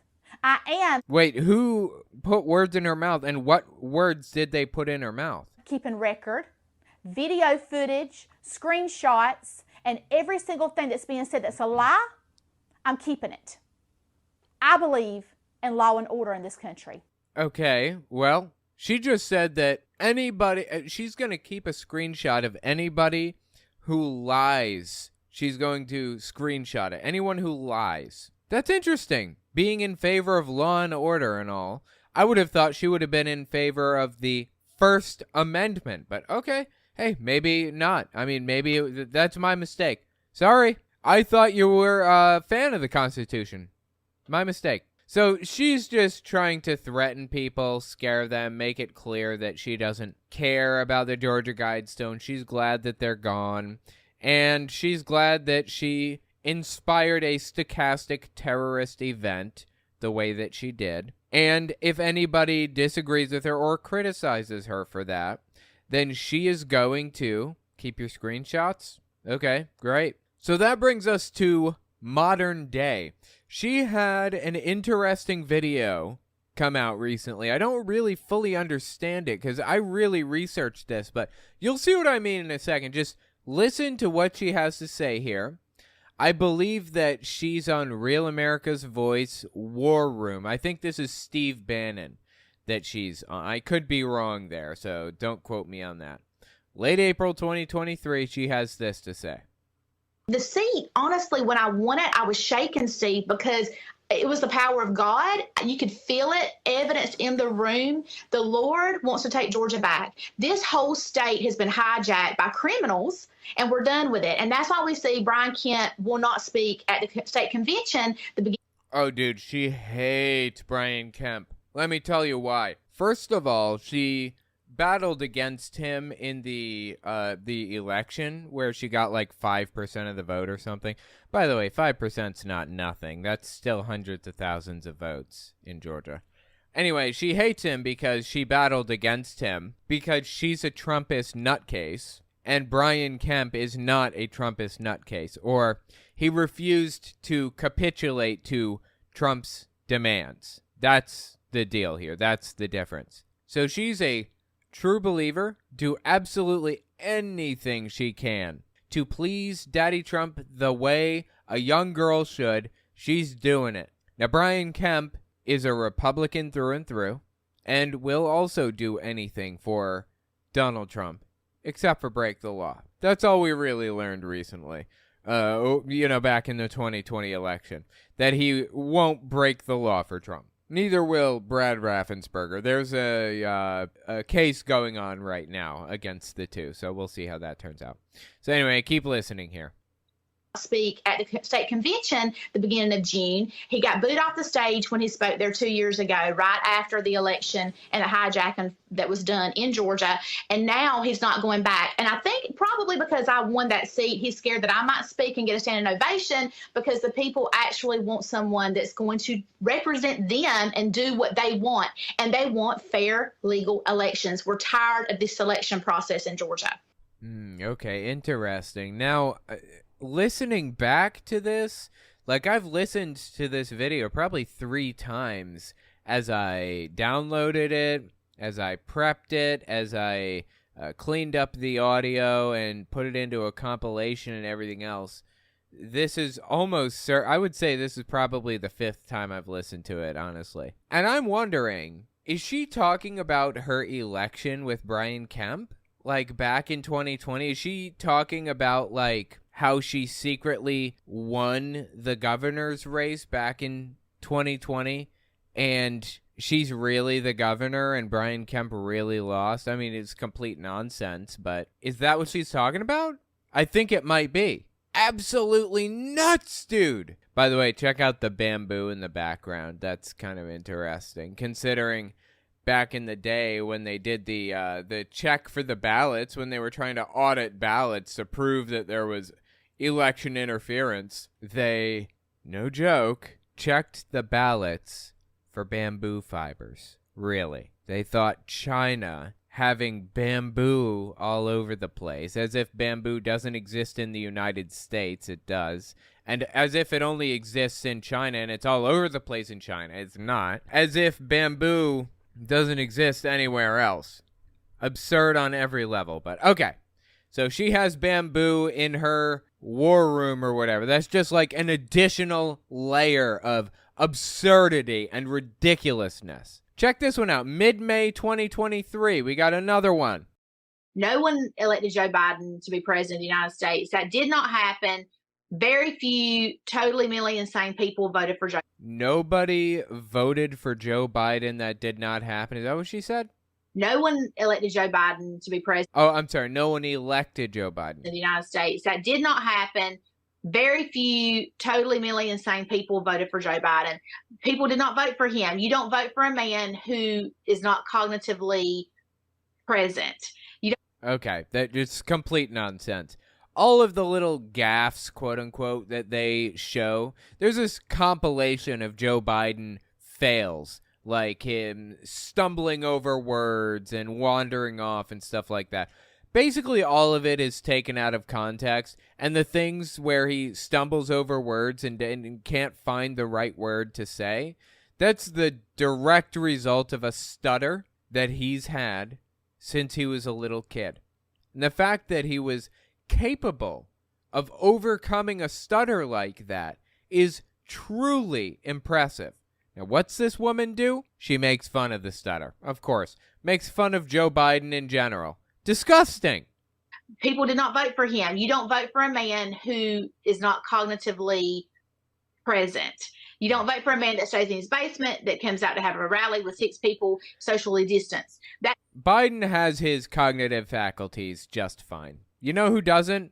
Dianne Feinstein. She doesn't. I can say that with complete confidence. Dianne Feinstein needs to resign. She's got problems right now. Her brain is a mess, and I'm so sorry to say that. She has a fantastic legacy, but every day she stays in Congress and refuses to resign, it's a stain on her legacy, more and more and more. You know who does not have cognitive decline or cognitive issues or early onset Alzheimer's or dementia or whatever? Donald Trump and Joe Biden. Neither of them do. You know why I say that? Because it comes in 3 stages. I looked this up. The first stage of Alzheimer's disease or dementia or whatever is simple stuff. Forgetting the keys. Walking into a room and forgetting why you entered the room or whatever. It's stuff that everybody does pretty commonly, except it gets more and more and more frequent with somebody that's in stage 1 Alzheimer's or dementia. Stage 2 is you're losing your grip on reality entirely. Like you're losing lucidity. You shouldn't be left alone.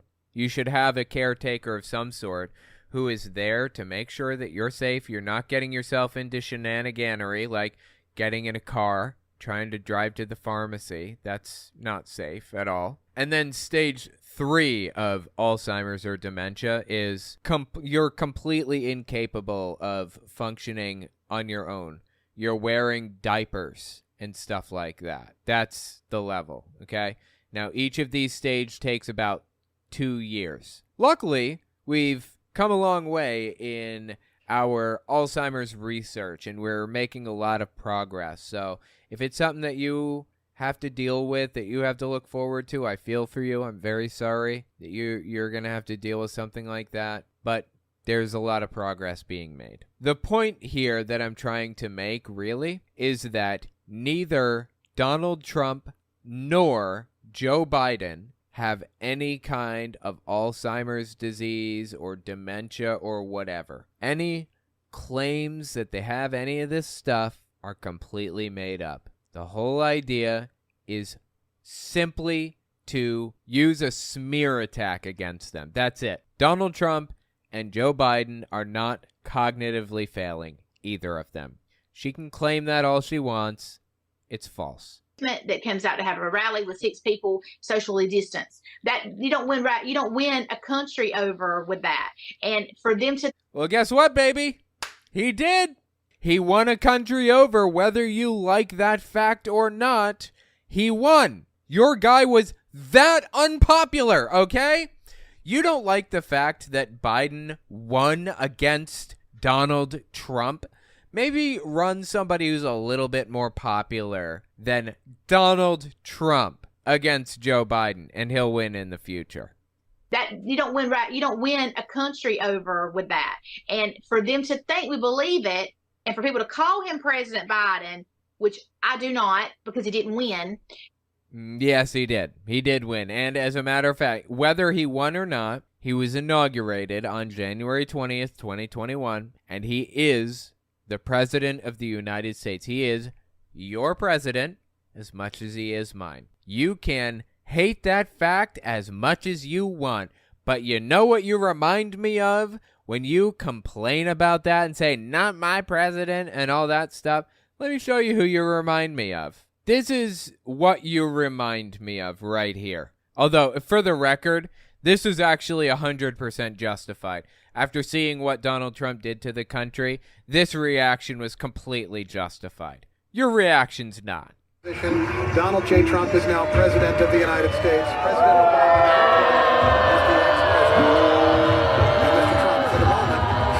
What a great honor to be able to introduce for the first time ever anywhere the 45th President of the United States of America. You know what she realized in that moment? What she was probably thinking? She was probably thinking Donald Trump is going to get 3 Supreme Court picks, and there is a very real chance that Roe v. Wade will be overturned. And she would have been right if she had assumed that. That's probably what she was thinking. That's probably why she was so upset over this situation. So yeah, this is actually justified. This reaction here, this was justified. This is a justified reaction to Donald Trump taking political office. You know what's not a justified reaction? You crying about Joe Biden not being your president. That's not justified. Give me a break. Call him President Biden, which I do not, because he didn't win. When you do that, you participate in the insanity. Just like whenever I say it's okay for people to cut off their genitals as children and give their children hormones that is opposite of how God created them, I'm participating in their insanity and their gender identity disorder. It's the same thing. We've got to... Fascinating. So she's talking about people. Okay, she's gone down the trans rabbit hole now. This is a really, really popular mode of attack right now. Attacking the trans community just for being the trans community, just for existing. And we are on our way to a genocide pipeline right now. It's deeply disturbing stuff. Really not a fan of any of it. But let's just think about what she said one more time here. Listen to this again. As children and give their children hormones that... Okay, no one is giving children hormones. You know how many people that's happening to? Like 2,000 people or something like that. And all of those people are like over the age of like 16, for example. Or they're 16 or above, something like that. I don't remember the statistics exactly, but this is straight up pure, unadulterated fear-mongering about the trans community. This is not a problem that's happening in society. This is completely fabricated. Hormones that is opposite of how God created them. Oh, and that one right there, it's opposite of the way God created them. So I guess that you're okay with banning any kind of plastic surgeries. You're okay with banning birth control. You're okay with banning condoms, right? Because that's not what God intended. That's not how God made us. We're not supposed to have condoms on, right? We're supposed to make babies, as many as humanly possible. That's the way I would be. I would bet anything that's the way that she sees it, right? She's just a disgusting person all the way down. She's got to take that shot at the trans community, a marginalized community, an already vulnerable community of people. She's got to take that shot at them. I'm participating in their insanity and their gender identity disorder. It's the same thing. We've got to stop this insanity, this perpetuating society. It is causing people who were normal to become mentally ill. It is not only something that is learned behavior and repetitive behavior, it is demonic. Mm-hmm. It is evil. And dude, this is... This is really sad. This is an example of the satanic panic making a comeback. And I'll show you exactly what I mean in a second. Just keep listening here. And I do feel like we're in Sodom and Gomorrah. I wasn't being funny about that. No. I seriously do. Okay, so I feel like I've pretty well shown you who Kandiss Taylor is. But I want to take it one step further with Kandiss Taylor. She's talking about demonic this, demonic that, demons, witches, blah, blah, blah. She actually had Greg Locke on her show, on her whatever the hell it is, to talk to her about witches. Listen to this. This is from late February 2023. This should give you an idea of who this person is and the way she thinks and the things she believes. I believe that you have skills that you've learned and God's shown you. So tell us, how do we deal with witches? Well, first of all, you have to boldly acknowledge their existence. Okay, you got to get away from this long, pointy nose, green face, Wizard of Oz flying around on a broom idea. Witches are reality. No, they're not. Witches aren't real. Witches weren't real in the 1700s, 1800s, 1900s. They weren't real during the Salem witch trials when people were trying to throw them into lakes. And if they sank, they weren't a witch. And if they floated, they were. They weren't real then, and they're not real now either. And it's just embarrassing that people like Greg Locke and Kandiss Taylor are pushing the idea that they are. Disgusting. Are reality. Matter of fact, our public school system is hiring full-blown, well-known witches at an alarming rate. Wow, okay. School system hiring witches, okay. Any evidence for this at all? Any proof whatsoever? You got anything for me? I'll take literally anything. See, the problem is there is no evidence for something like this because witches aren't real, okay? Witches are fake. And here we have Greg Locke making direct claims that witches are infiltrating our school systems to convince our children to become witches. Absurd. Rate. I mean, Facebook, there are huge, massive, thousands of people in these witches' covens. Now, here's what's interesting. There are not thousands of people in witches' covens. I've never dressed up like a witch so I could infiltrate a witch's coven and pretend to be one of them. But witches dress up like Christians and come to churches all the time. Totally, absolutely. Yeah, that's like on the top of the list that I've heard. I mean, I know witches, and they've told me this is like the thing that they really enjoy doing, dressing up like a Christian and going to mess with Christians at church. Just mix all their demon stuff up in there. That's the goal. So there's this thing called Pagan Invasion. I think it was produced in 1994 or 1991. Not sure when exactly. Anyway, Pagan Invasion was a TV show produced on VHS, aired on television for a while there, and they had members of Parliament, MPs, David Wilshire, MP, on to talk about, guess what? Witches overtaking society, controlling things and pulling strings like puppet masters and doing their demonic rituals and all that other garbage. Listen to what MP David Wilshire had to say about this completely fabricated problem that does not exist, that never existed. Okay, Satanism isn't real. Listen to this. In this country, as it exists elsewhere, it is appallingly evil. It is about murder. It is about child abuse. It's about sexual abuse. It is no joke and must be taken seriously and must be dealt with. If they can ritually abuse children, if they can in any way sexually abuse children, anything to destroy a child's innocence or their trust or their wonder at the world. He's a former Satanist. Notice his title there at the bottom. Former Satanist. This former Satanist is telling us about his goals at the time when he was a Satanist to destroy the children's innocence so that they would become Satanists too. Just absurd, dude. I mean, this is where we're headed now, people, okay?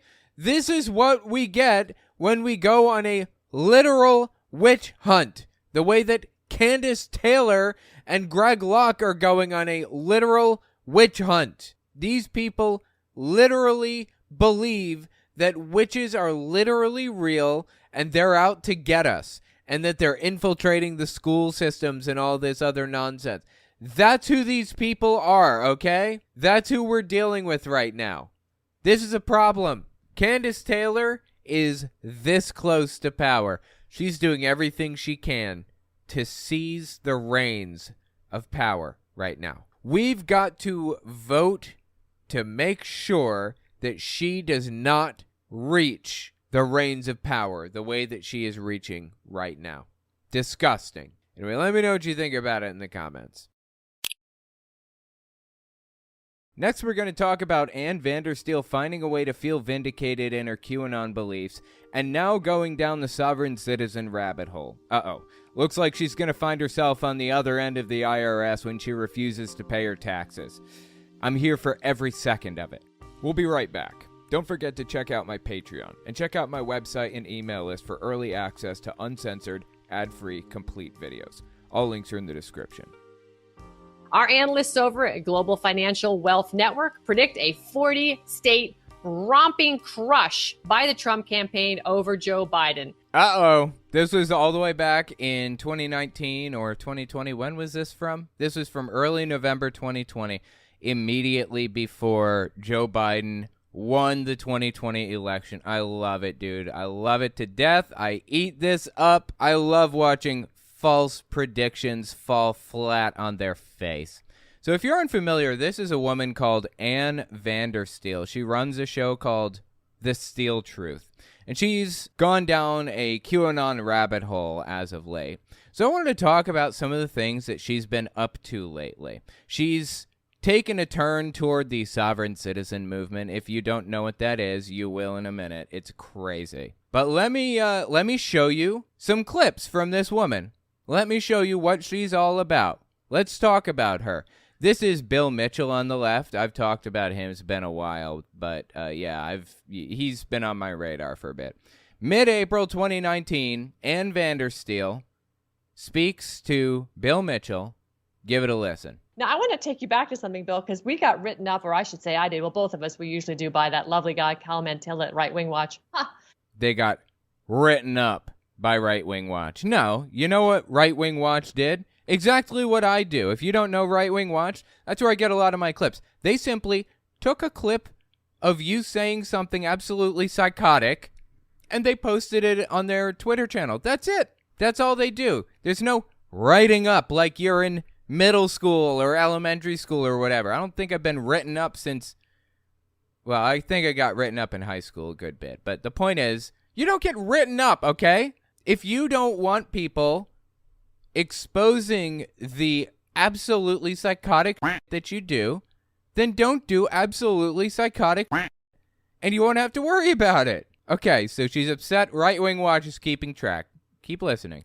Right Wing Watch. Oh, anyway. yeah, they're a joke. They're friends with MAGA Coalition, right?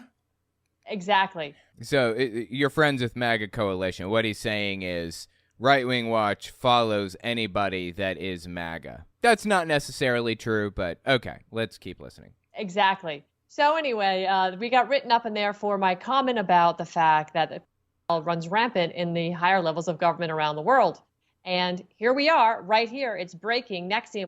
So what she says is people, for those who are listening, you couldn't read her lips on that one or whatever. She's saying people who mistreat children covertly control the world and exist in positions of power all the way up the chain, if you get my meaning. You know, I'm just going to say it. I think it's safe to say once or twice. She's talking about the global elites that are like pedophiles that are out to get like everybody or whatever, right? And she says she's been vindicated. It's been proven without a shadow of a doubt. This is 2019, by the by. Been proven without a shadow of a doubt that this is true.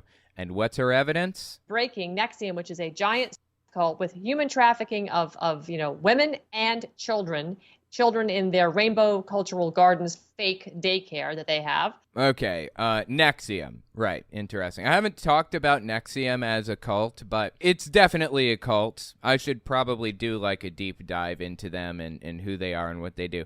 Their leader, I don't know exactly how to pronounce it. It's either Keith Rainier or Keith Rainier. Well, anyway, that's the leader, Keith Rainier.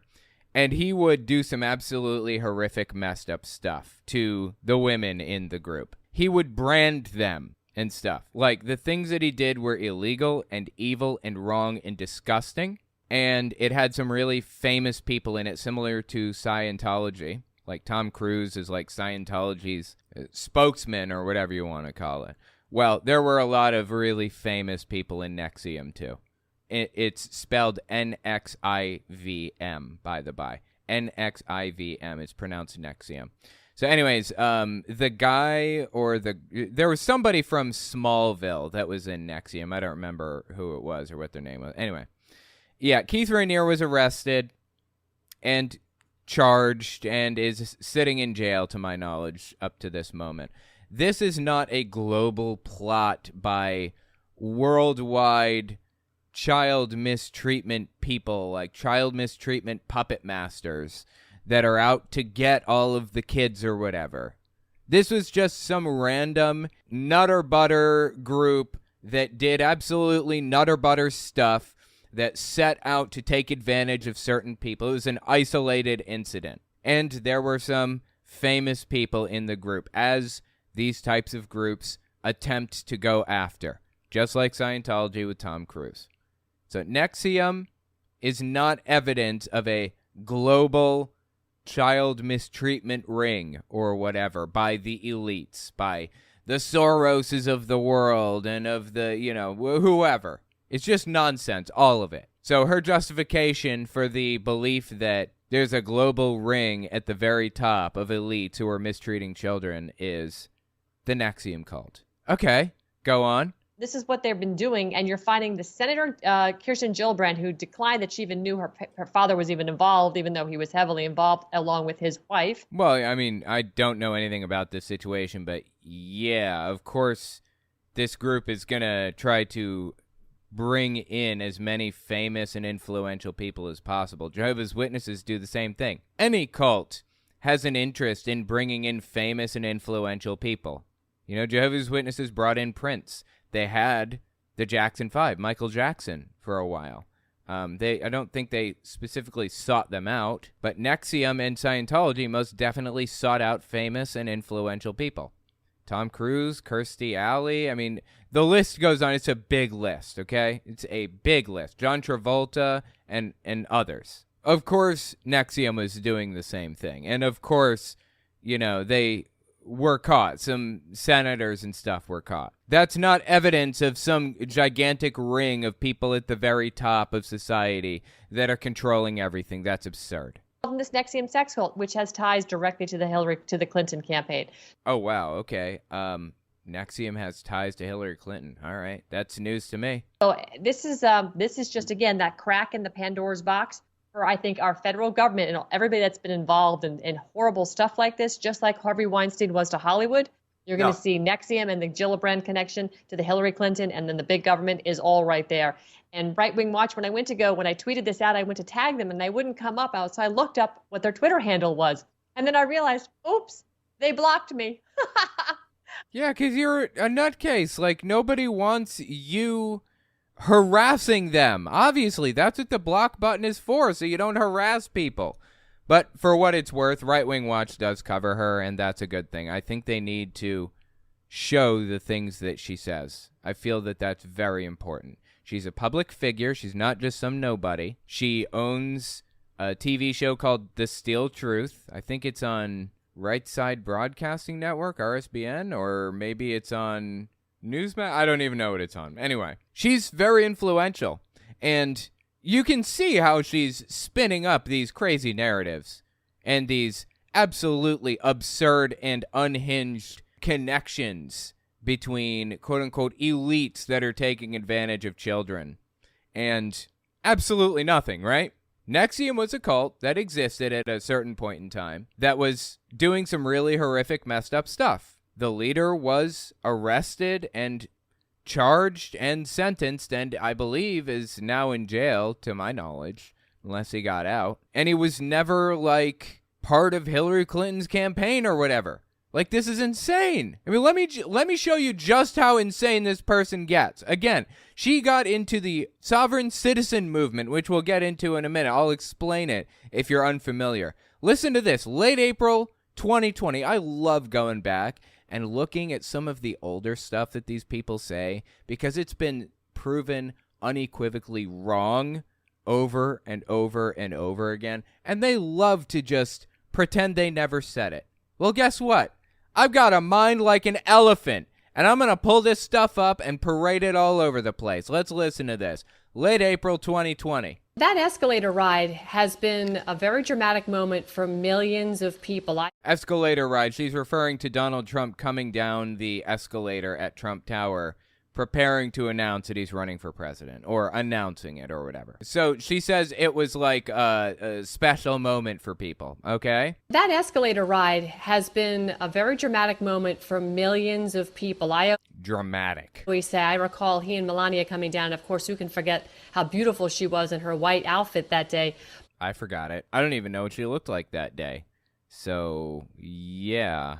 Her white outfit that day, but I saw the white light emanating from the president, and having worked for him back in the 90s. The white light emanating from him. I hate to stop every 5 seconds, but I just want to point this out.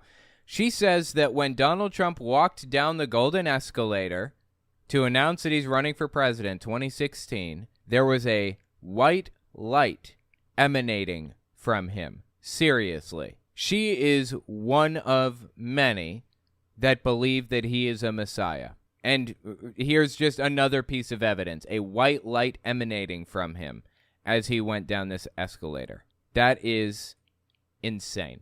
But I saw the white light emanating from the president, and having worked for him back in the 90s, I knew him to be a man of good character and a great listener, and leaders are always excellent listeners. They listen to the people around him and they make decisions based on input. A man of good character? Okay, like literally nothing that she just said is true, and it's all been proven unequivocally false without question. You can lie about how much you love the guy all you want, but that's nonsense, every last bit of it. So I saw him coming down the escalator, and I said, oh, this is something I've looked forward to for 30 years, wanting this man to run for president, knowing how he ran his businesses and how he managed people. I thought, this is a born leader.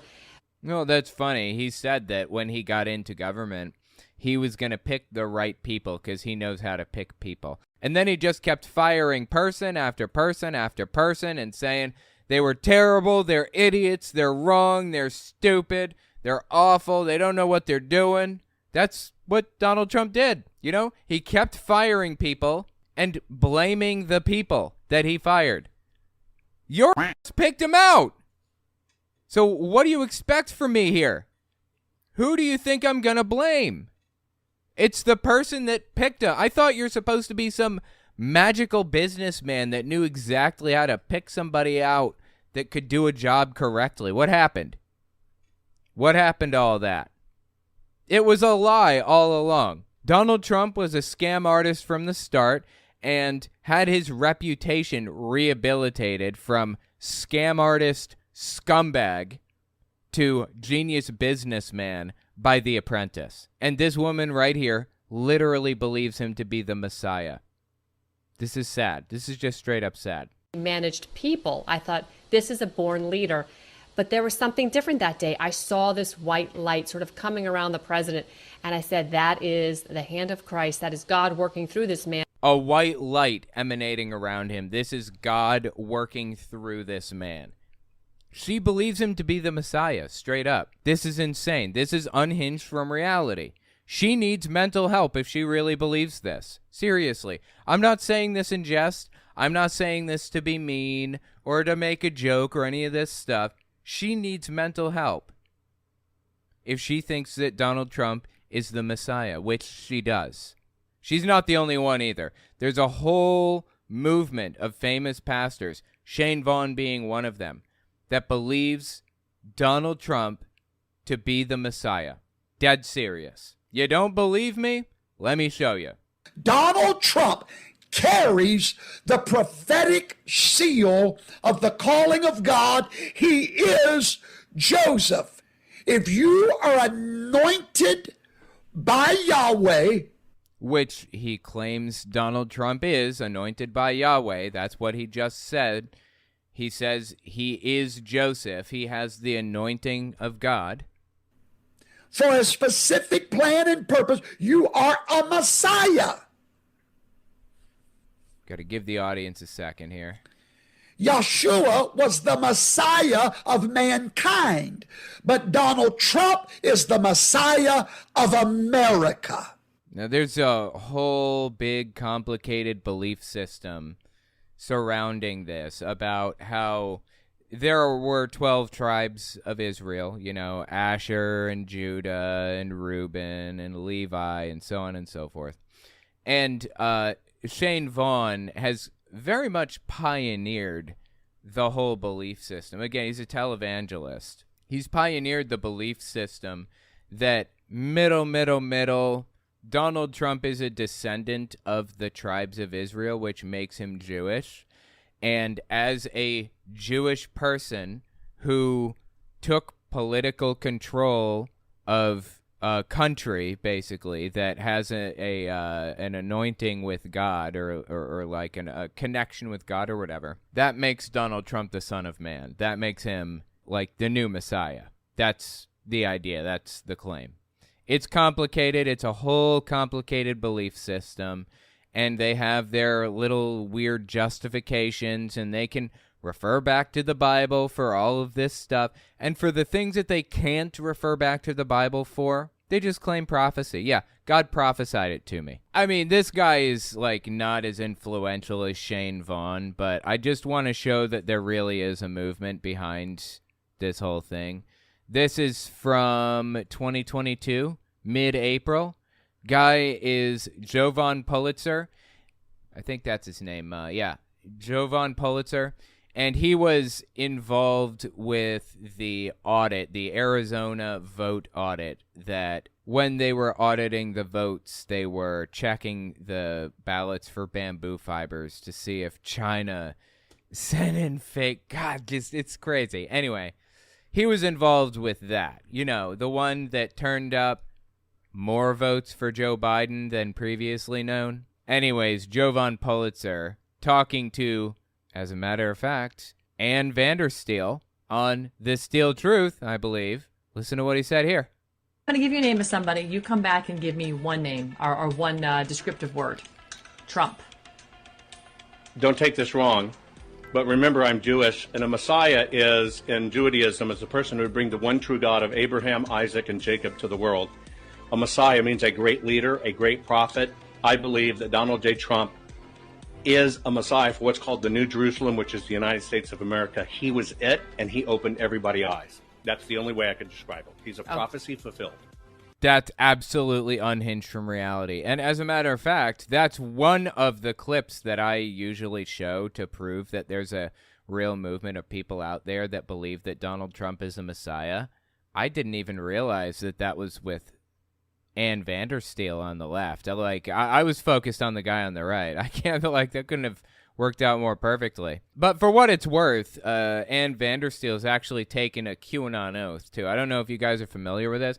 It's similar to the oath that the military takes, but it's got a couple of little changes to it. Let me show you what I mean here. Okay, so this is Michael Flynn, July 2020.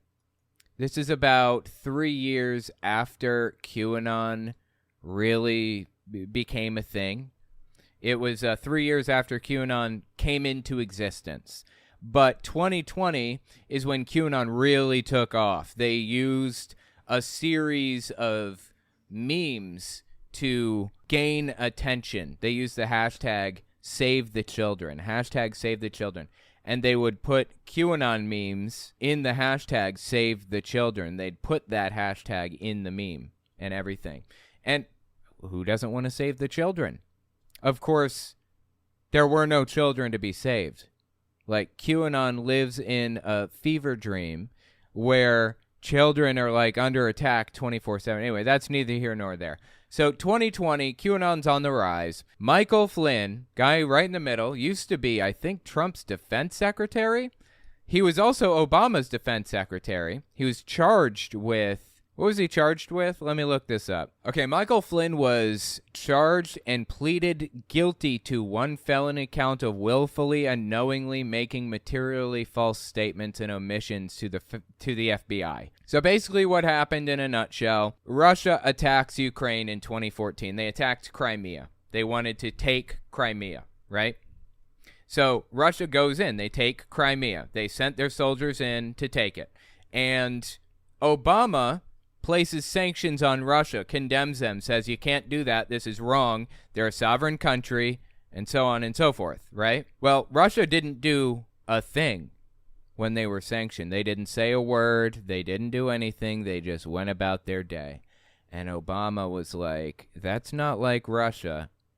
Russia likes screaming and crying about things 24/7. So what happened? Well, as it turns out, we've come to find Michael Flynn pleaded guilty to, through back channels, through Kislyak, I think, which is like the Russian diplomat in the United States or whatever, telling the guy, Donald Trump's about to be president, we're pretty sure.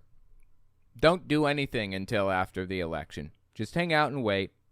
And if Trump is the winner of the 2016 election, he's going to lift the sanctions and let you take Crimea. This all happened, dead serious. You wonder what Trump would do if he were in Joe Biden's seat with the Ukraine war? He would let Russia take Ukraine. We've watched it happen. He let them take Crimea. We know exactly how this would play out. So that's neither here nor there. After Michael Flynn was charged and sentenced for effectively undermining the authority of the U.S. government, what's tantamount to treason? Maybe not by law, but in spirit, he committed treason. In my opinion, he's a traitor to the U.S. government. This guy in the middle, Michael Flynn, right? After he was charged and sentenced, Donald Trump pardoned him. Big surprise, right? So after he was pardoned, 2020, he comes out here and jumps on the QAnon train. This all relates to Ann Vandersteel, person on the right here, who we're going to get to in a second.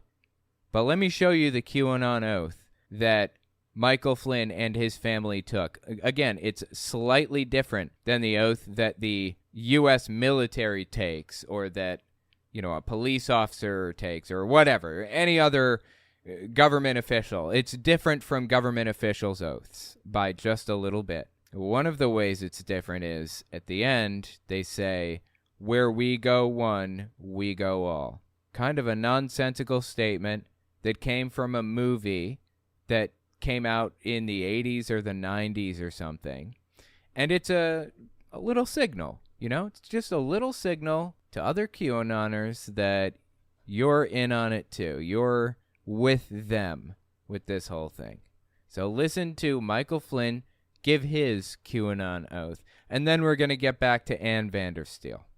I, Jack Flynn, do solemnly swear. That I will support and defend. The Constitution of the United States. So help me God. Where we go one, we go all. Now that's an interesting thing to say at the end of an oath, isn't it? Where we go one, we go all. It means absolutely nothing except I'm a QAnonner too. That's what it means. By the way, Michael Flynn sued CNN for playing that. That clip that I just played, he sued CNN for it. Of course, I'm giving commentary on it and everything. I don't worry about him suing me for that. And I've already played it before. But listen to Liz Crokin, who I talked about earlier this past week, on Ann Vandersteel's program, The Steel Truth, doing something very similar. Check this out. This clip is from, again, 2020. This is from immediately after Michael Flynn gave the oath. This oath is going all over the place in 2020. This is when QAnon was really taking off. They really took advantage of those social media algorithms, especially around this time, 2020. And that's when they started getting censored by algorithms, when they started taking off. Give this a listen. Do you want to take the oath with me? We can repeat after General Flynn. Sure.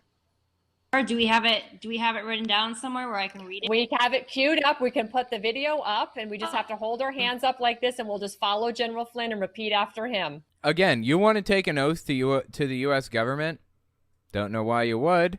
Only legally recognized government officials need to take this oath. Okay, fine. Go ahead. Take the oath to the U.S. government if that's what you want to do. That's patriotic. That's respectable. Whatever. That's not what they're doing. You know what they're doing? They're taking an oath to QAnon. That's very different. And everybody in the audience, by the way, please hold up your right hand and let's all take the oath together. We've got 755 in YouTube chat alone. Oh, so cool. everybody, if you just hold up your right hand, yeah, let's take the oath together. Okay, go ahead, Liz.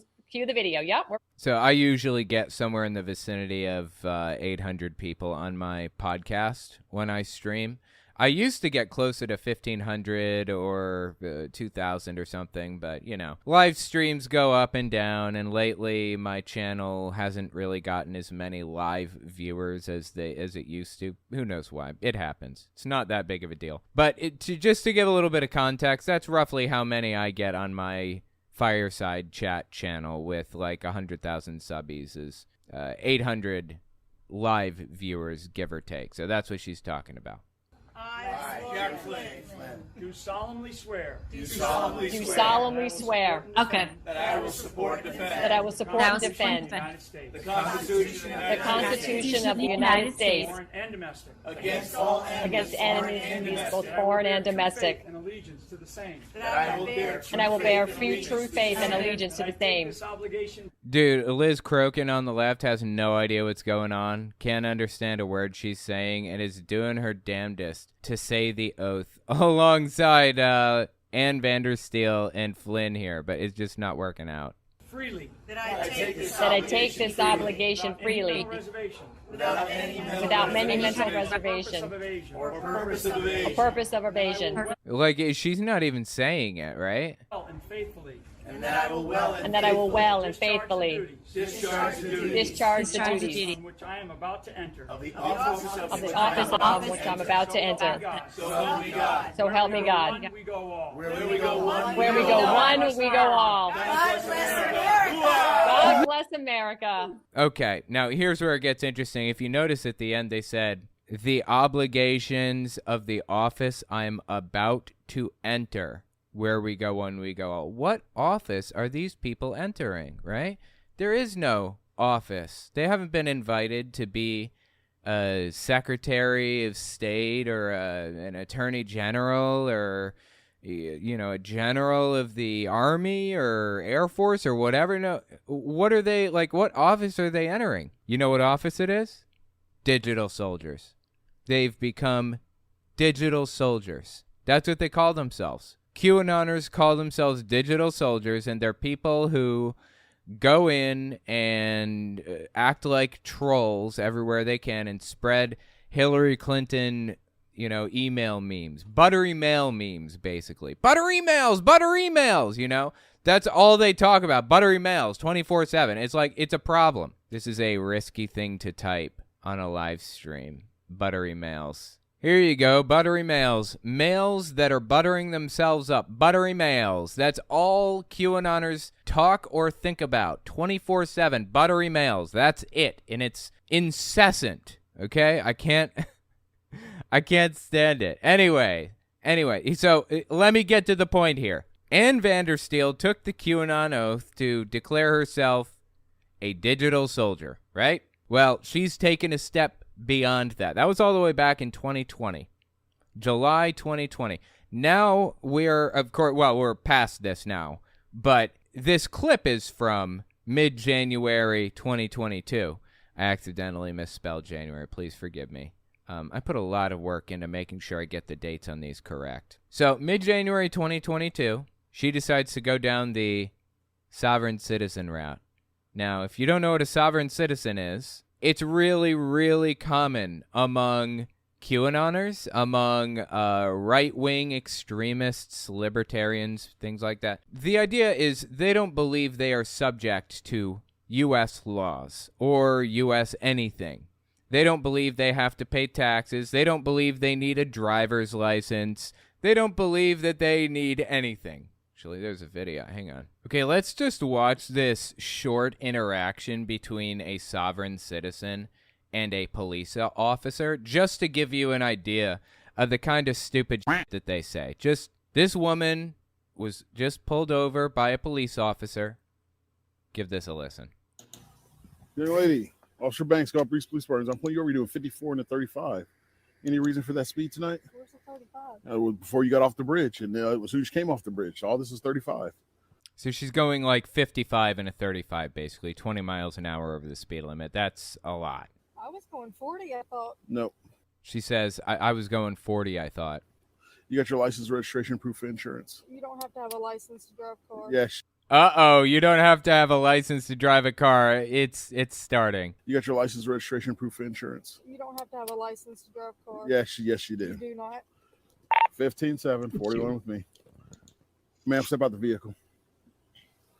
She's not going to. You know why? She's a sovereign citizen. She doesn't believe in the authority of the police officer. And apparently, if you don't believe in it, then it doesn't exist. It's like fairies or something. Am I You are being detained right now. Step out the vehicle, young lady. I know my rights. Either you step out the vehicle or I will remove you from the vehicle.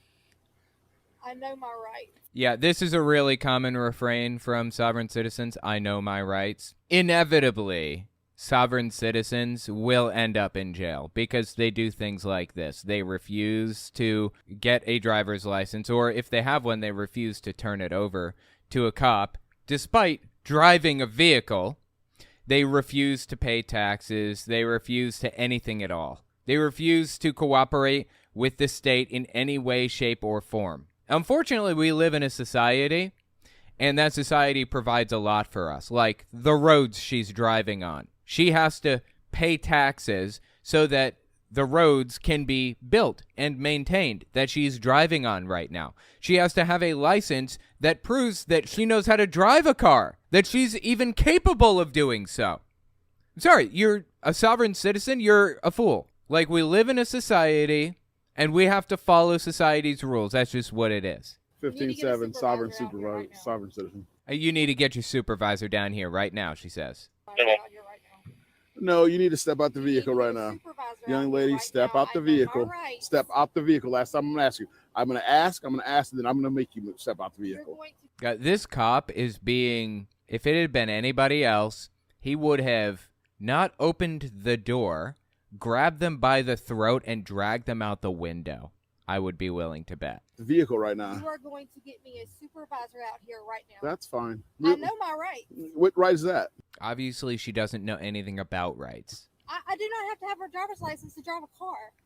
I am not. This is not a commercial vehicle. Okay. So you don't know your rights. I know my rights. Okay. By the way, yeah, this is from somebody else's video, Law Talk with Mike, so he kind of interjects every now and then. I apologize. Sounds like he poorly equalized the audio, so when I play this clip in the final version, I'm going to try to equalize it and make her voice louder and Law Talk with Mike's voice a little quieter. So anyway, so she says this isn't a commercial vehicle. It's a private vehicle, so she doesn't need a license apparently. What? The supervisor. Okay. Right Call the supervisor right now. All right. Right now. Or else what? I know my rights. If I don't, or else what, he says. And she says, I know my rights. Call supervisor or else what? I guess we're not going to go anywhere then. Okay. Just hold it for me and go and give me the channel. You need to get a supervisor out here. Yeah, our channel won't be 10:30. Dude, the supervisor's not going to do anything but drag you out of the car by your neck, okay? You have to obey a cop whether you like it or not. That's just what it is. Especially when you are actually breaking the law. Whether you're breaking the law or not, you have to obey a cop. That's just how it is, unfortunately. I don't like the way the system works at all. I feel like cops take advantage of their positions of authority, and that's disgusting to me.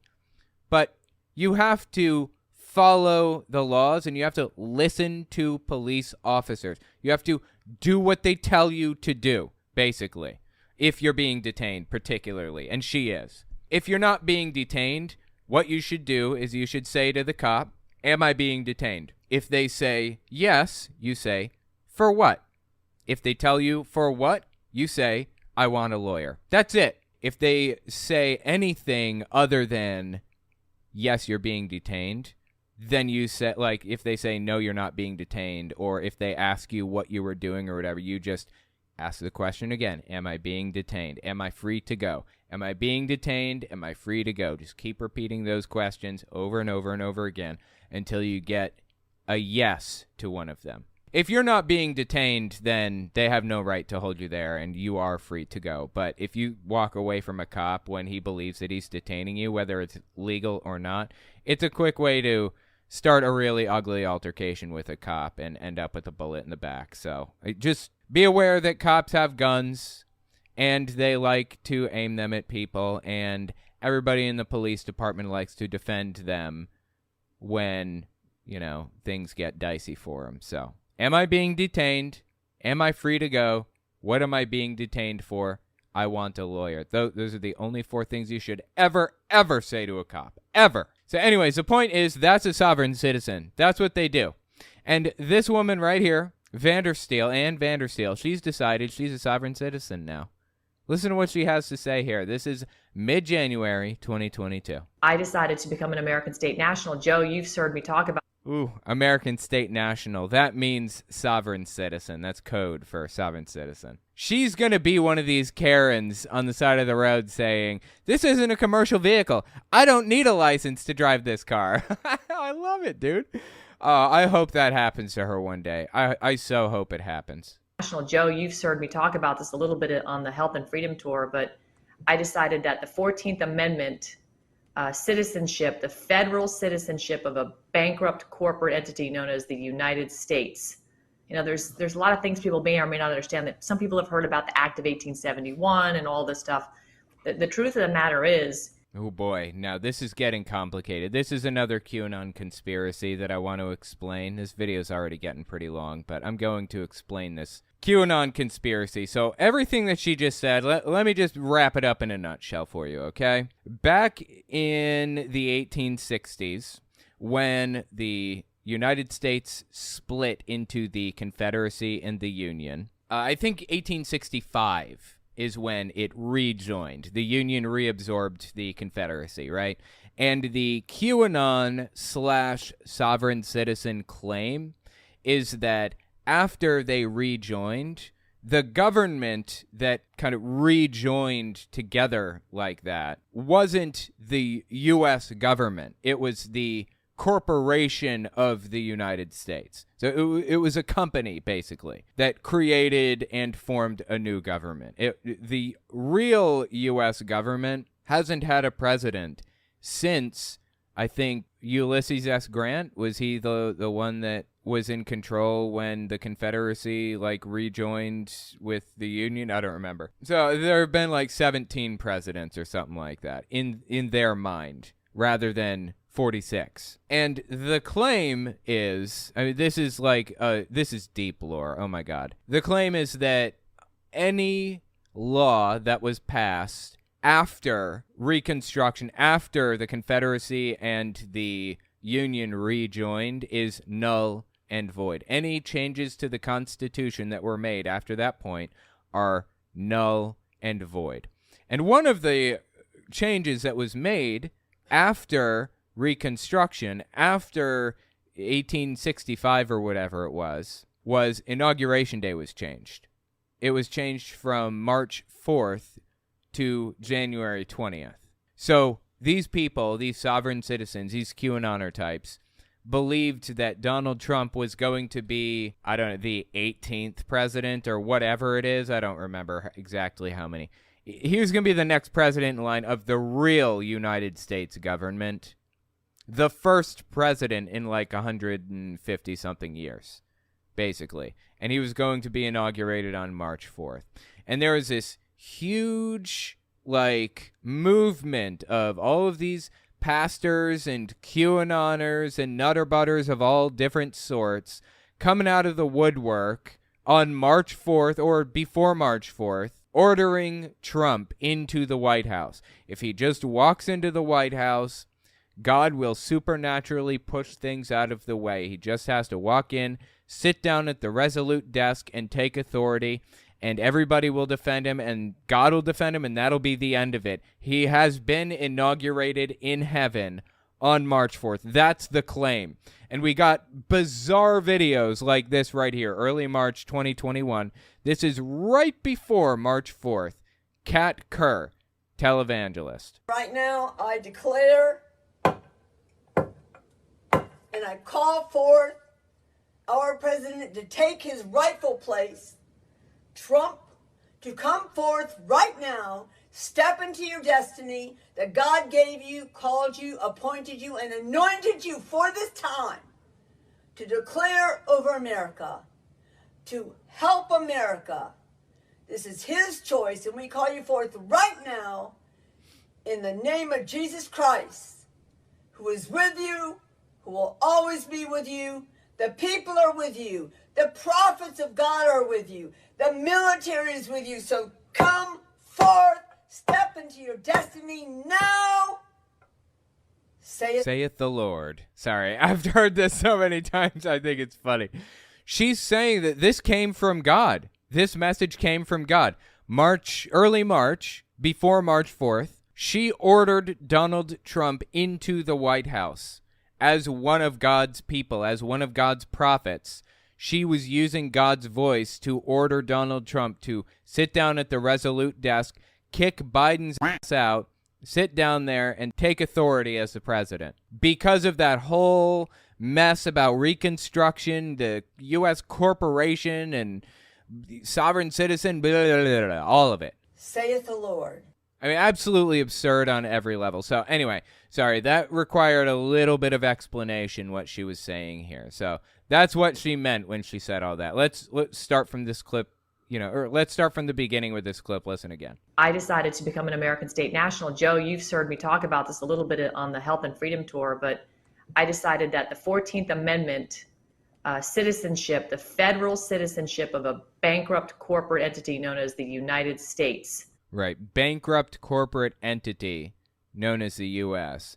So that was the corporation of the United States that was formed out after the Union and Confederacy rejoined. This is all a fever dream, of course. I feel I don't even need to say it, but I'm going to say it anyway. This is all a lie. None of this is true. The U.S. government is the U.S. government, always was the U.S. government. There have been 46 presidents. Blah, blah. I mean, none of it is true. It's all completely made up. They think they found some legal loophole that they simply did not find. But, okay. There's a lot of things people may or may not understand. That some people have heard about the Act of 1871 and all this stuff.